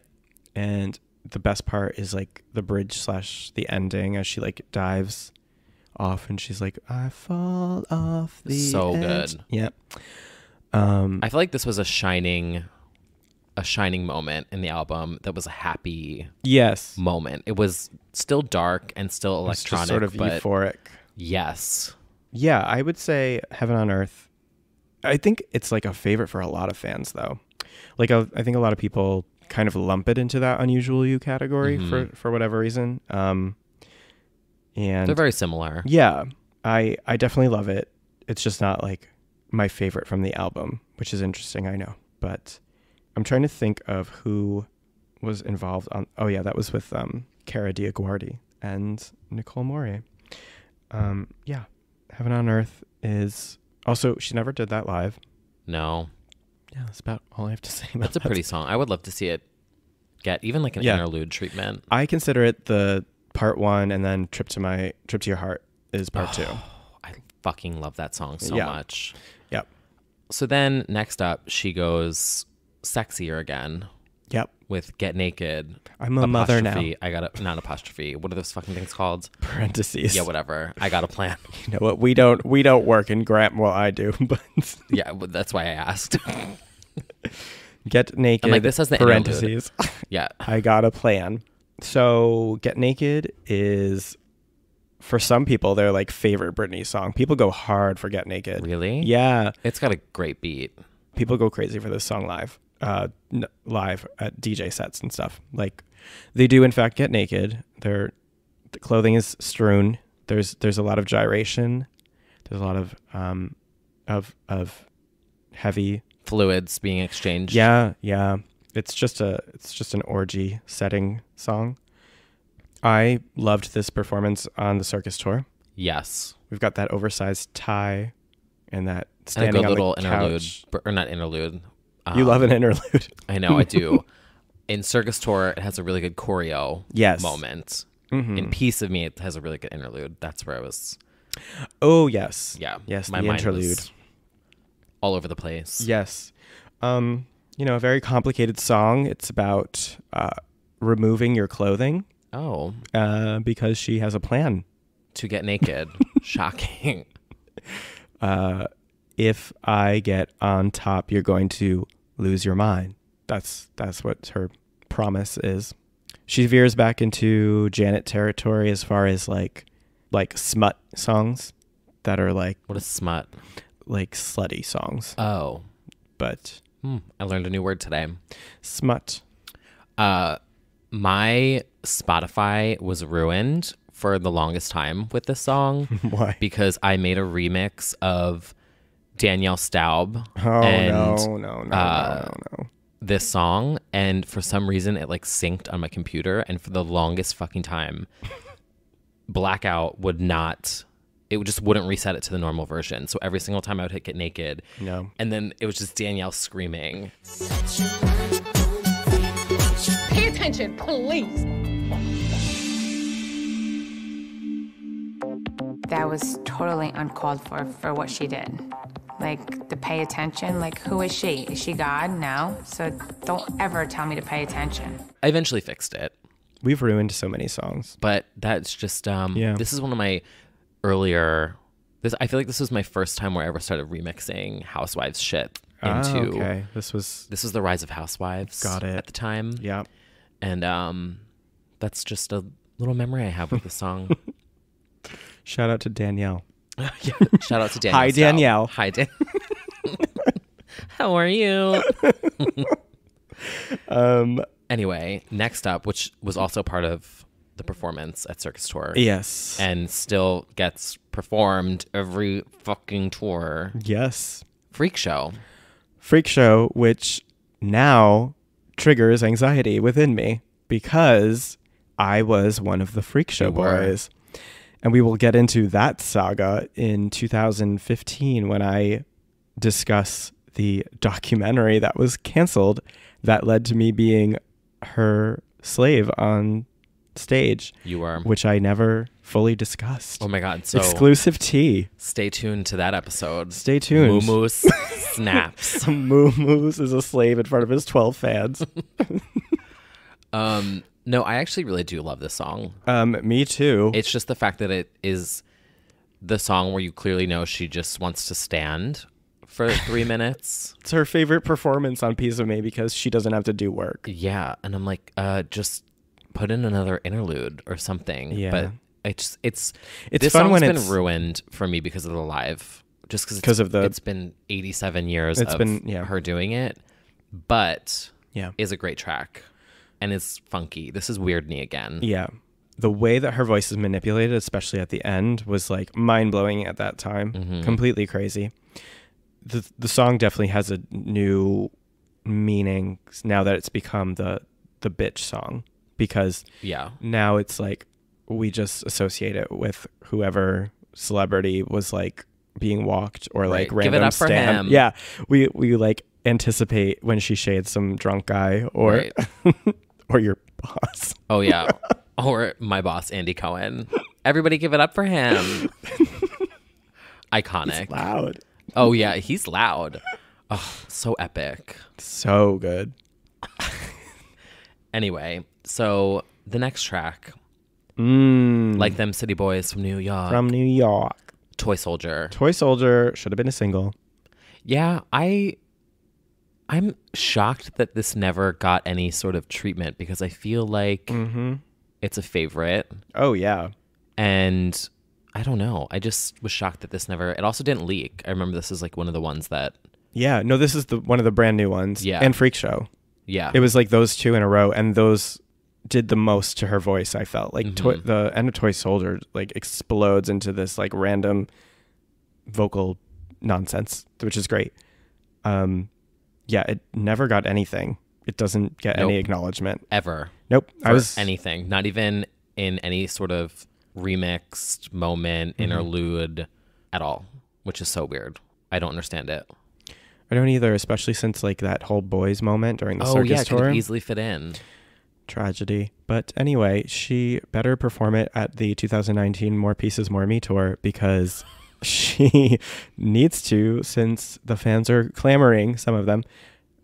It's got its own like aesthetic fully lined out. Like just do an army theme. Like, hello. Yeah. Anyway, soldiers. I've been a toy soldier twice for Halloween. Oh, that's right. You have. Yeah. So thanks, Britney, for inspiring that. Anything else? Also, about this speaking about Halloween, while we're on the subject, because I would have forgotten. I was VMA Britney for Halloween this year, and it was fucking tragic. Well, did you have a good time? Oh, I made it home. My microphone was gone. Wait, was this when I met you in Brooklyn? At that party. I know I didn't go. I didn't make it to Brooklyn. I went to the parade, and then I went through Chelsea, and then so like mind you, I'm like fully naked. I'm like bra, short shorts that I put like some glittery fabric over, and boots and a wig. Yeah. So I'm like fully exposed to the world. And did I not see you in this outfit? No, this is before we knew each other. This is 2007. Oh, I thought you said like I thought you meant like this past Halloween. I was like, how did I not this was see like this? Halloween of... So like Blackout came out on October 2 days 30th, later, and you the were next in day, fishnets. I'm outside. Wow. In Britney gear. And it was very painful. I was bleeding out of my one foot because of the heel. And also a man dressed as Zorro cracked me across the back with a whip on a street corner in Chelsea. That is completely your luck. Yeah. For anyone who knows T. Kyle, they would know that he would be I have the worst luck assaulted with in men some way. And people in public. Yes. There are full albums of photos of me in this outfit on Facebook. I need to I need to have scrubbed from the internet. One day they will all leak and I will be horrified. Exposed. Oh, wow. Anyway, just a little note about Halloween. Good to know. And then Moving the right next along. track. Now everyone's going to be tweeting me. Yeah. And one day I'll have to put at least one of these photos up. You will. I'll put one of them up. You should. At one point. The next track is Hot as Ice. Formerly known as Cold as Fire. Yeah. Living legend, you can look but don't touch. We got so many quotes from this song as well. We got, teacher, teacher, I'm a preacher, you can learn. Watch your fingers, boy, you might get burned. Mm-hmm. There's just, she's super cocky, super feeling herself, certainly feeling herself vocally. Oh, yeah. She's giving us a preview of what Private Show would be, basically. Yeah. Yep. Wild voice, just completely unhinged. So that's really fun. This is her moment to be completely feeling her legacy and like feeling in control like never before. I don't know. It's just very confident. If you've ever been to heaven, this is twice as nice. I mean, she didn't lie. It's true. And the Cold as Fire, Hot as Ice makes no sense. No. Which I think is perfect for her at this time because it's... Yeah. It just like didn't make sense. Right. Doesn't make any sense, does it? No. Doesn't make any sense, does it? Megyn Kelly ran a special about that. Oh my God. Yeah, that, and then by that point it was so old because we had it the same day as Gimme. Yeah. Just with different vocals. Right. Yeah. More toned down. A little toned down. Next track is Ooh Ooh Bobby. Oh Bobby. Oh Bobby. Ooh Ooh Baby. I love this song. Yeah, this is great. Another lesser appreciated from the album. We did get it during the circus tour. We need to discuss those tricks. Oh yes, in next episode. We will. Yeah, I mean, I think I don't really know what else I have to say about that song. I don't know what I have to say except, baby, baby, baby, baby. That part, great. Yeah, it's just her signature word. Very Britney. Yeah, somebody did a count of how many times she says "baby" in that song. It was impressive. There's probably a lot. There's a lot. Yeah. Yeah, a lot of talk of filling me up. Which the demo said, wasn't that what it was like? Oh yeah, it was called "Filling Me Up." Yeah. Which, okay, sure. I mean, that's probably what it's about. Yes, I don't think it's too intellectual. Anyway. Anywho. Next track, which is in the top tracks of this album for me, is Perfect Lover. And I feel like people sleep on it. Yeah, they really do. They really sleep on Perfect Lover. This is one of the best beats on the album. Yep. Co-written by Keri Hilson. Perfect Lover should have been, I don't know if it should have been a single, but it should have gotten love of some kind. Yeah. One of the best beats, as you said. And could have been a really ferocious dance break. Oh, yeah. I think that's why this one's one of my favorites, is because like it would have such a good, there's an opportunity for a really good dance moment in this. Yep. Her vocals in this are so good. It's just like very sultry. I love it. Everything you do is so seductive. So the bridge of this song, she references Grace Jones and she says, "Pull up to my bumper." A reference to "Pull Up to the Bumper," which is just wonderful for me on a personal level. Legends only. Legends only. Common theme. Yeah. So Britney, dance breakdown, Grace Jones nod. Like, what else do you need, really? Mm-hmm. And this one, I also remember the demo was great. Yeah. The final one, great. Yeah. Like, neither was better than the other. Like, they were just both. Yeah, I don't know even if so good. Can recall exact differences. It was just less mixed. So it was the vocals were a little crisper because they weren't like blended in. You know what I mean? Yeah. That sounds, yes, that's coming back to me now. Ready? Then this was technically the last song in the album, but there's a couple in like the bonus tracks. More. Why Should I Be Sad? Okay, so the actual most personal song on the album calls out Kevin. I sent you to Vegas with a pocket full of paper. I know that this is a favorite for a lot of people from the album because it is that side of her. Yeah. It is so cool as far as a breakup song. It's yeah, like, she's not. Why should I be sad? Heaven knows. From the which was such a freaking things that you do. Yeah, which was such a contrast to Every Time. Yeah. And I remember it was like looking back at the moment right before she filed for divorce, where she was like looking amazing, and it was sort of this FU moment to Kevin. Yeah. This kind of paired with that in the sense of like she's not upset about it. Right. And she's kind of I don't know, just like Britney, let's go. Pharrell does great on this song. Yes, he does. We have shaded in the recent years, but this was like prime Pharrell. Oh yeah, he does a great job. He really does. It is a perfect representation of like her relationship, this particular relationship, as opposed to the complete devastation, as you're pointing out, of a first love, right? Or like the big love. This is like the fuck this guy who used me. Yeah, like she left on her terms. She bounced. She filed for divorce, and she's calling him out for being a dumbass. Lavish homes. Oh my God. Very specific details. Yeah. Called him out. Called out. And then finally, there's 3 bonus extra tracks from this era. We have Get Back. How do we feel about this song? I stan Get Back. Really? I do. I had this whole performance in my head too of it. I don't know why. I don't know exactly what it was that made me such a stan. Well, I do. It's a good song. The way that she sings on it is really cool. It's weird. This song, there's like something about it that irritates the shit out of me. Really? But then there's something about the beat that has me hooked. It's a weird listen for me. Weird. I am obsessed with it. I really like the beginning of it as he's like I think I hate the introducing her. chorus. That's what it is. But I love the rest of it. Get back, get back, get back. Okay. But then I love that it like melts. Like I had this whole visual in my head when I was like alone on my swing, like listening to this song, which is how I formulated all my visuals for videos. And she would be like performing it. And then during that, like, get back, that part where it like gets all warped. If you can, it would be like, it would be like all the like tabloid pictures and stuff. And like Britney's over. And it'd be like that Demi performance that she did recently. Oh yeah. Where it'd be like all Delete the mean that. tweets. Yeah, all of that. And then there's that. And then it just like rises without her saying anything, and she's like would have done a sick breakdown, showed the haters where she was at. Anyway, that didn't happen, but I really like it. You ready, B? Like I like a lot of the elements of this song. Ladies on the floor, you can get low.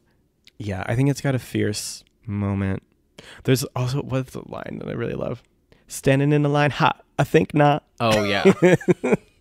Yeah, it has moments that are good. It does. I really like this song. I'm really glad it wasn't the actual comeback. It's nothing on Give Me More. Oh no. But crazy that it was even being considered. Right. But yeah. Then the next one is Out of This World. I love Out of This World. Me too. Spacey and weird. It had no shot. I mean, actually, it makes sense in the context of the album as far as like a come down from Break the Ice. Like that spacey sound, it kind of would have worked. Oh, yeah. I think it would have fit on the album. Yeah. I know you hear me on the radio. Oh, that part was taken out. Remember the demo? Yeah. It's like Keri saying that at the beginning. Keri's all over this album. Yeah, you she guys, really is. Keri Fairy. Yeah, I think it's beautiful. There'll always be verses about you. Oh yeah, my God. Wasn't that what the demo said? It was like All About You. Yeah. Or something was the title of it. I forget. Oh, yeah. Universe is about you. Or yeah, something there like was that. so many different I like the titles wordplay from this era of like what people thought that songs would be called. No, this song's so pretty. So pretty. Would have been a nice little chill moment, but you know what we have is like wall-to-wall bangers until Why Should I Be Sad pretty much. So this would have been like a lull midway through maybe. But I like where it is. I like that it made it an official cut for sure. Mm-hmm. And then lastly, JR. A song called Everybody. Which, screw him, by the way, because I'm just saying that because he went to the press allegedly and said that he allegedly screwed her wheelbarrow style. Do you remember that? No. Yes, J.R. Rodham, pig, said, yeah, he like totally ratted her out or like... What the fuck is wheelchair style? Wheelbarrow. Oh. So... Wheelbarrow. According to J.R. Rodham... Oh, I'm not going to look it up right now.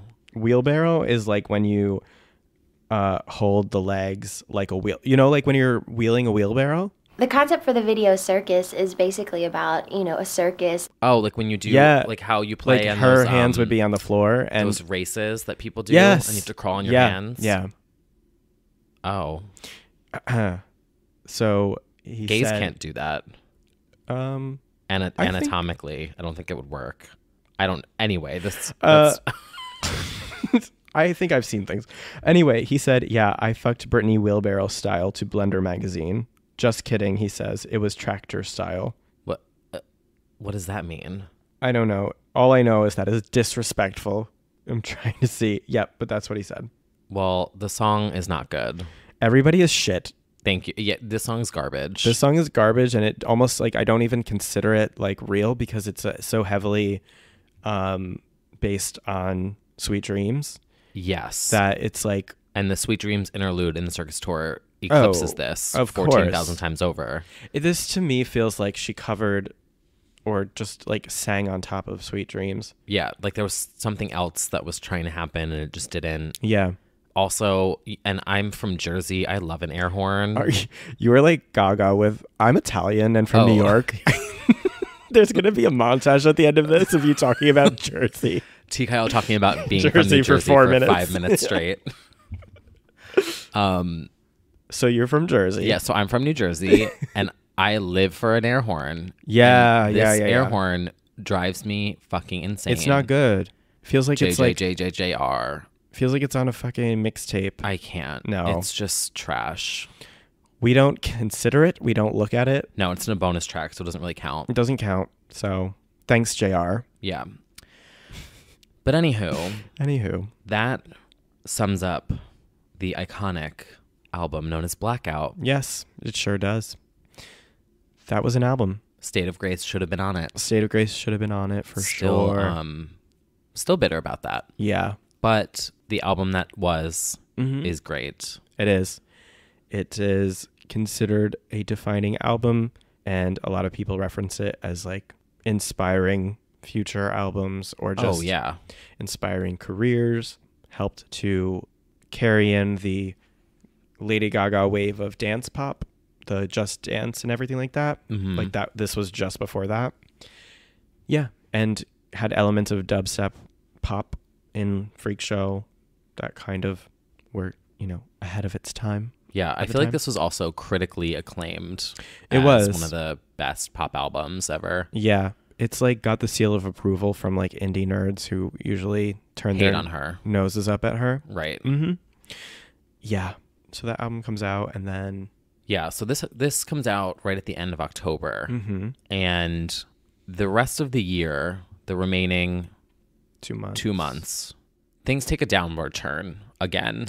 Yes. And we're not going to get into the technical details of all of this because it's a lot of custody, legal stuff. Also, this was really the pinnacle of more X-17 Online type moments where every single night there is a new video of her confronting the paparazzi, bumping into cars, yelling at them, fast food, pink wigs, sunglasses, crying on the curbs, finding out that Jamie Lynn is pregnant, not knowing. Yeah. Can you tell me, Britney, how you feel about it? My sister's not pregnant. No, she did the interview right now. Whatever.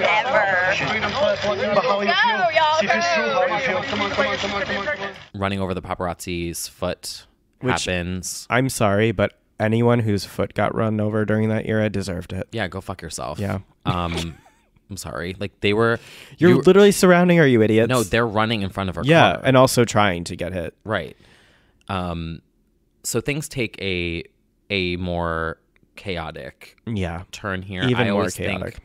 Yes. I always think of that one photo. I believe it was in that Rolling Stone spread, if my Legend Binder memories serve me correctly, of her in the white car with the pumpkins dangling from the mirror. Yes. Like this is that time. Yeah.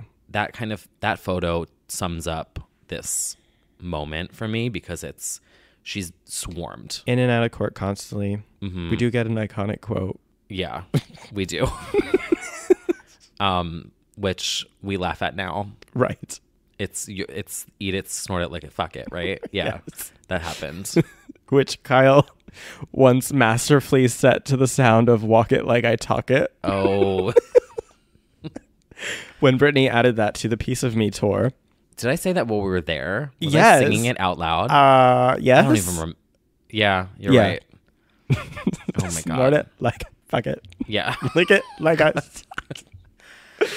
Anyway, it's funny in retrospect, but at the time it was not. No. And we're not really going to go into each specific detail because literally it happened every single day. Yeah.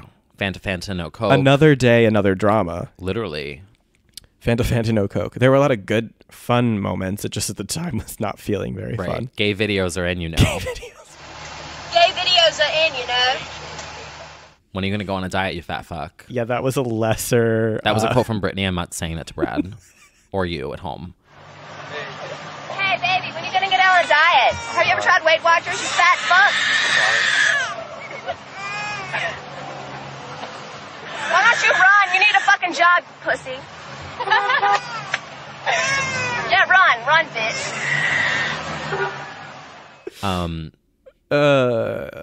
You know what? She was snapping regularly and rightfully so. And I don't blame her for anything that came out of her mouth at that time. No. That's my official word on it. And I do believe that everyone was throwing themselves in front of the cars and they also deserved all of that. Yeah. So that rounds out. 2007. 2007. What a journey what a journey this was. This is a journey of great highs and great lows. Mm-hmm. Like all great things in life. As Imogen Heap once said, yes, there's beauty in the breakdown. Oh my God. And I always think of that. Did that album come out too this year? 2005. Yeah. So it was before this, but I always remembered like Blackout. Yeah. And I always think of that song. Oh. And, you know, as chaotic as it was and as dark as it got, she really did creatively produce a masterpiece. Yeah. And she really for did. that, we will forever stand. We will. We already stand, but this sunk it in for me. Yep. Like I was latched on at this point. Like, yeah, leave her alone. Like and I was Chris Crocker level. We were all Chris Crocker. I really think this is the moment where all stands flipped from that standing that you do when your fave is untouchable to a very distinctly Britney only standing, which is protective, which has lasted to this day. Yes. Defensive, protective. That is our angel. Do not touch her. Yes.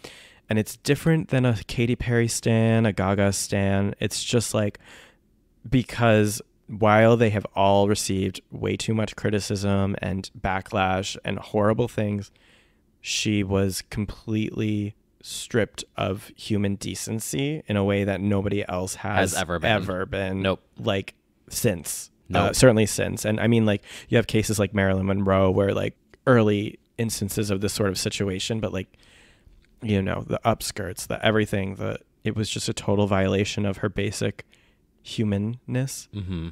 And so I think that triggered something in the stands in all of us that we to this day are like, protect Britney, leave Britney alone. Yeah. And I mean, now you think of how pop culture is now and paparazzi culture is now. It's not really existent anymore. No. And this was sort of, I would say that 2007 was the top of this peak. And then from then on out, it started to die down. Yeah. You know, there's laws in place now in California. Yeah. That you like can't take photos of people and children. And, you know, it really has, it's because of this moment in time. I think while there were sets every day beginning in 2008, I think the moment, not to get too dark, but I think the moment we got those shots in the hospital, in the, what is it called? Ambulance.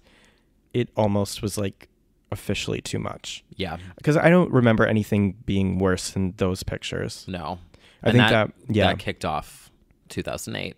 Yep. It was January 4th to be exact. Yes. Day before my birthday. Yeah. It's like these days that I remember. Yeah. Yeah, that was the lowest of the low. Yeah. Well, not to end this on a... No, because 2008 has it literally goes from the lowest to a great comeback. It does. So we will have to take that journey with you next episode. We will. Next episode in 2008. But before we sign out... should we assign a knee? A knee. What's the knee?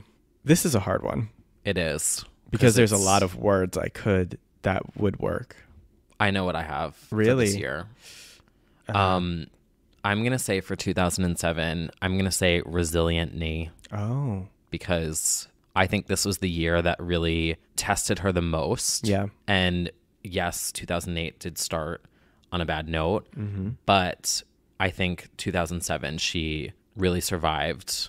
She endured a lot, Yeah. and she pulled through, and she tapped into her creative side, and I feel like that may have saved her. Yeah. And so I think that's something I've always connected with her, Mm-hmm. and I just always admired her resilience and Yeah. her humbleness, and yeah. That's really good. I like just that. went really deep. You did. I You just went got there. mildly teary-eyed. Yeah. Because I'm dead serious Yeah. when I say all of this. Like, Totally. I loved her in the beginning because she was so humble, Mhm. and this is when she was a superstar, and you saw her and she didn't act like it. And this was the year where she truly was put through hell, not by her own doing, but by the media and by this culture Yeah. that was out there. The fans wouldn't have done it. The fans didn't want this. The Yeah. fans didn't drive that culture. No. It was this sick, twisted, pop culture driven. I'm not even going to name names of people who fed into this because it's not worth even giving them a shout out. Right. Yeah, I mean, she was put through hell and she didn't deserve it, and she pulled through, and forever I will stand. Wow. You really did that. That was beautiful. Thank you. I was alternating between paparazzi Mm-hmm.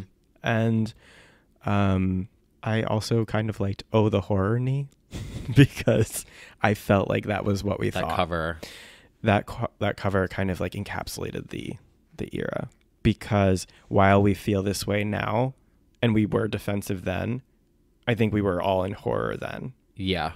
It was shocking in a different way Mhm. that previous shocks Mhm. were.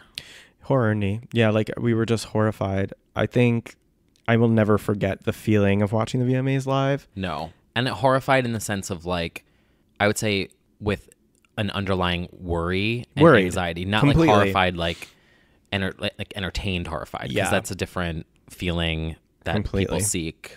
Mhm. Scary movie fans, whatever. Like Yeah, horrified with underlying anxiety, worry, and an upset tone. Exactly. To clarify. That Yeah. kind of horror. Because I also think, like, I wrote many an embarrassing thing 10 years ago, and I look at my oldest writing about her, and I'm really mad. I'm really rooting for her to be that Britney that was when we started to say things like, I miss the old Britney. I wish she was dancing like that. Because at that time, I think all of us were really mad that that we couldn't show our friends that was the same girl. Mhm. That, like, definitely now it certainly wasn't even bad compared to, like, whatever was in my mind at the time. But I remember just being horrified, mad, depressed, worried about her. Like, I was in the thick of it then. Right. And I can't even, now I can have that kind of like grown reaction to that era. Right. But at that time and the culture, it was, we were horrified. It was a lot. It was a lot. But damn, that album was great though. That really held us together. I mean, artistically, this was like we were my dream. Yeah, we were I not remember worried about the music. No, because I've always wanted her to go to electronic. Yeah. And this was like, oh my, I'm shaking. Yeah. Yeah. The music would not falter until 2013, but see you in that. Oh, yeah, that. Okay, so we're really ending on a bad note. No. Let's just drive the nail even deeper. No. Take a couple more whacks, why don't you? But luckily, we have a great rise from the ashes moment in just a year's time. Mm-hmm. A very quick. Very quick. Phoenix Rising. Some might question that it was too quick. We'll debate. Thank you for going through this journey with us. Thank you. If you're still here. For that was a lot. experiencing this therapy session. It really was a moment. We unpack all of the emotions that we felt during that era. You can buy tickets to the M&M's 2 tour, available in 2019 at the Las Vegas. I would love if she did another one of those. I would too. Oh my God. We need another in the zone and out all night. Yeah, moment. we do. Anyway, well, all right. Follow me on Twitter. Shameless self-plug. Anyway, going from deep, dark mental discussions. At the end of the day, follow T. Kyle on Twitter. Yeah, give us a follow on all the socials, and we will be discussing the rise and the comeback of 2008 in And the let next us know, episode. Also, let us know what your favorite and least favorite moments from 2007 were, since there were so many. Yeah, where were you when? Where were you when? What were you doing when you saw the VMAs, when you got the album? Mm-hmm. And yeah. And goodbye for the 500th time. So we'll see you soon. We'll see you then. See you then. Do we say see you then or see you soon? I think it's see you soon. Oh, yeah. I'll see you soon. Yeah, because it's from Good Morning America. Yeah. We're so close to that episode. I can't We even are. wait. We're just going to recite that. For 40 minutes straight. T. Kyle repeating the Good Morning America commercial for 47 minutes straight. Would subscribe.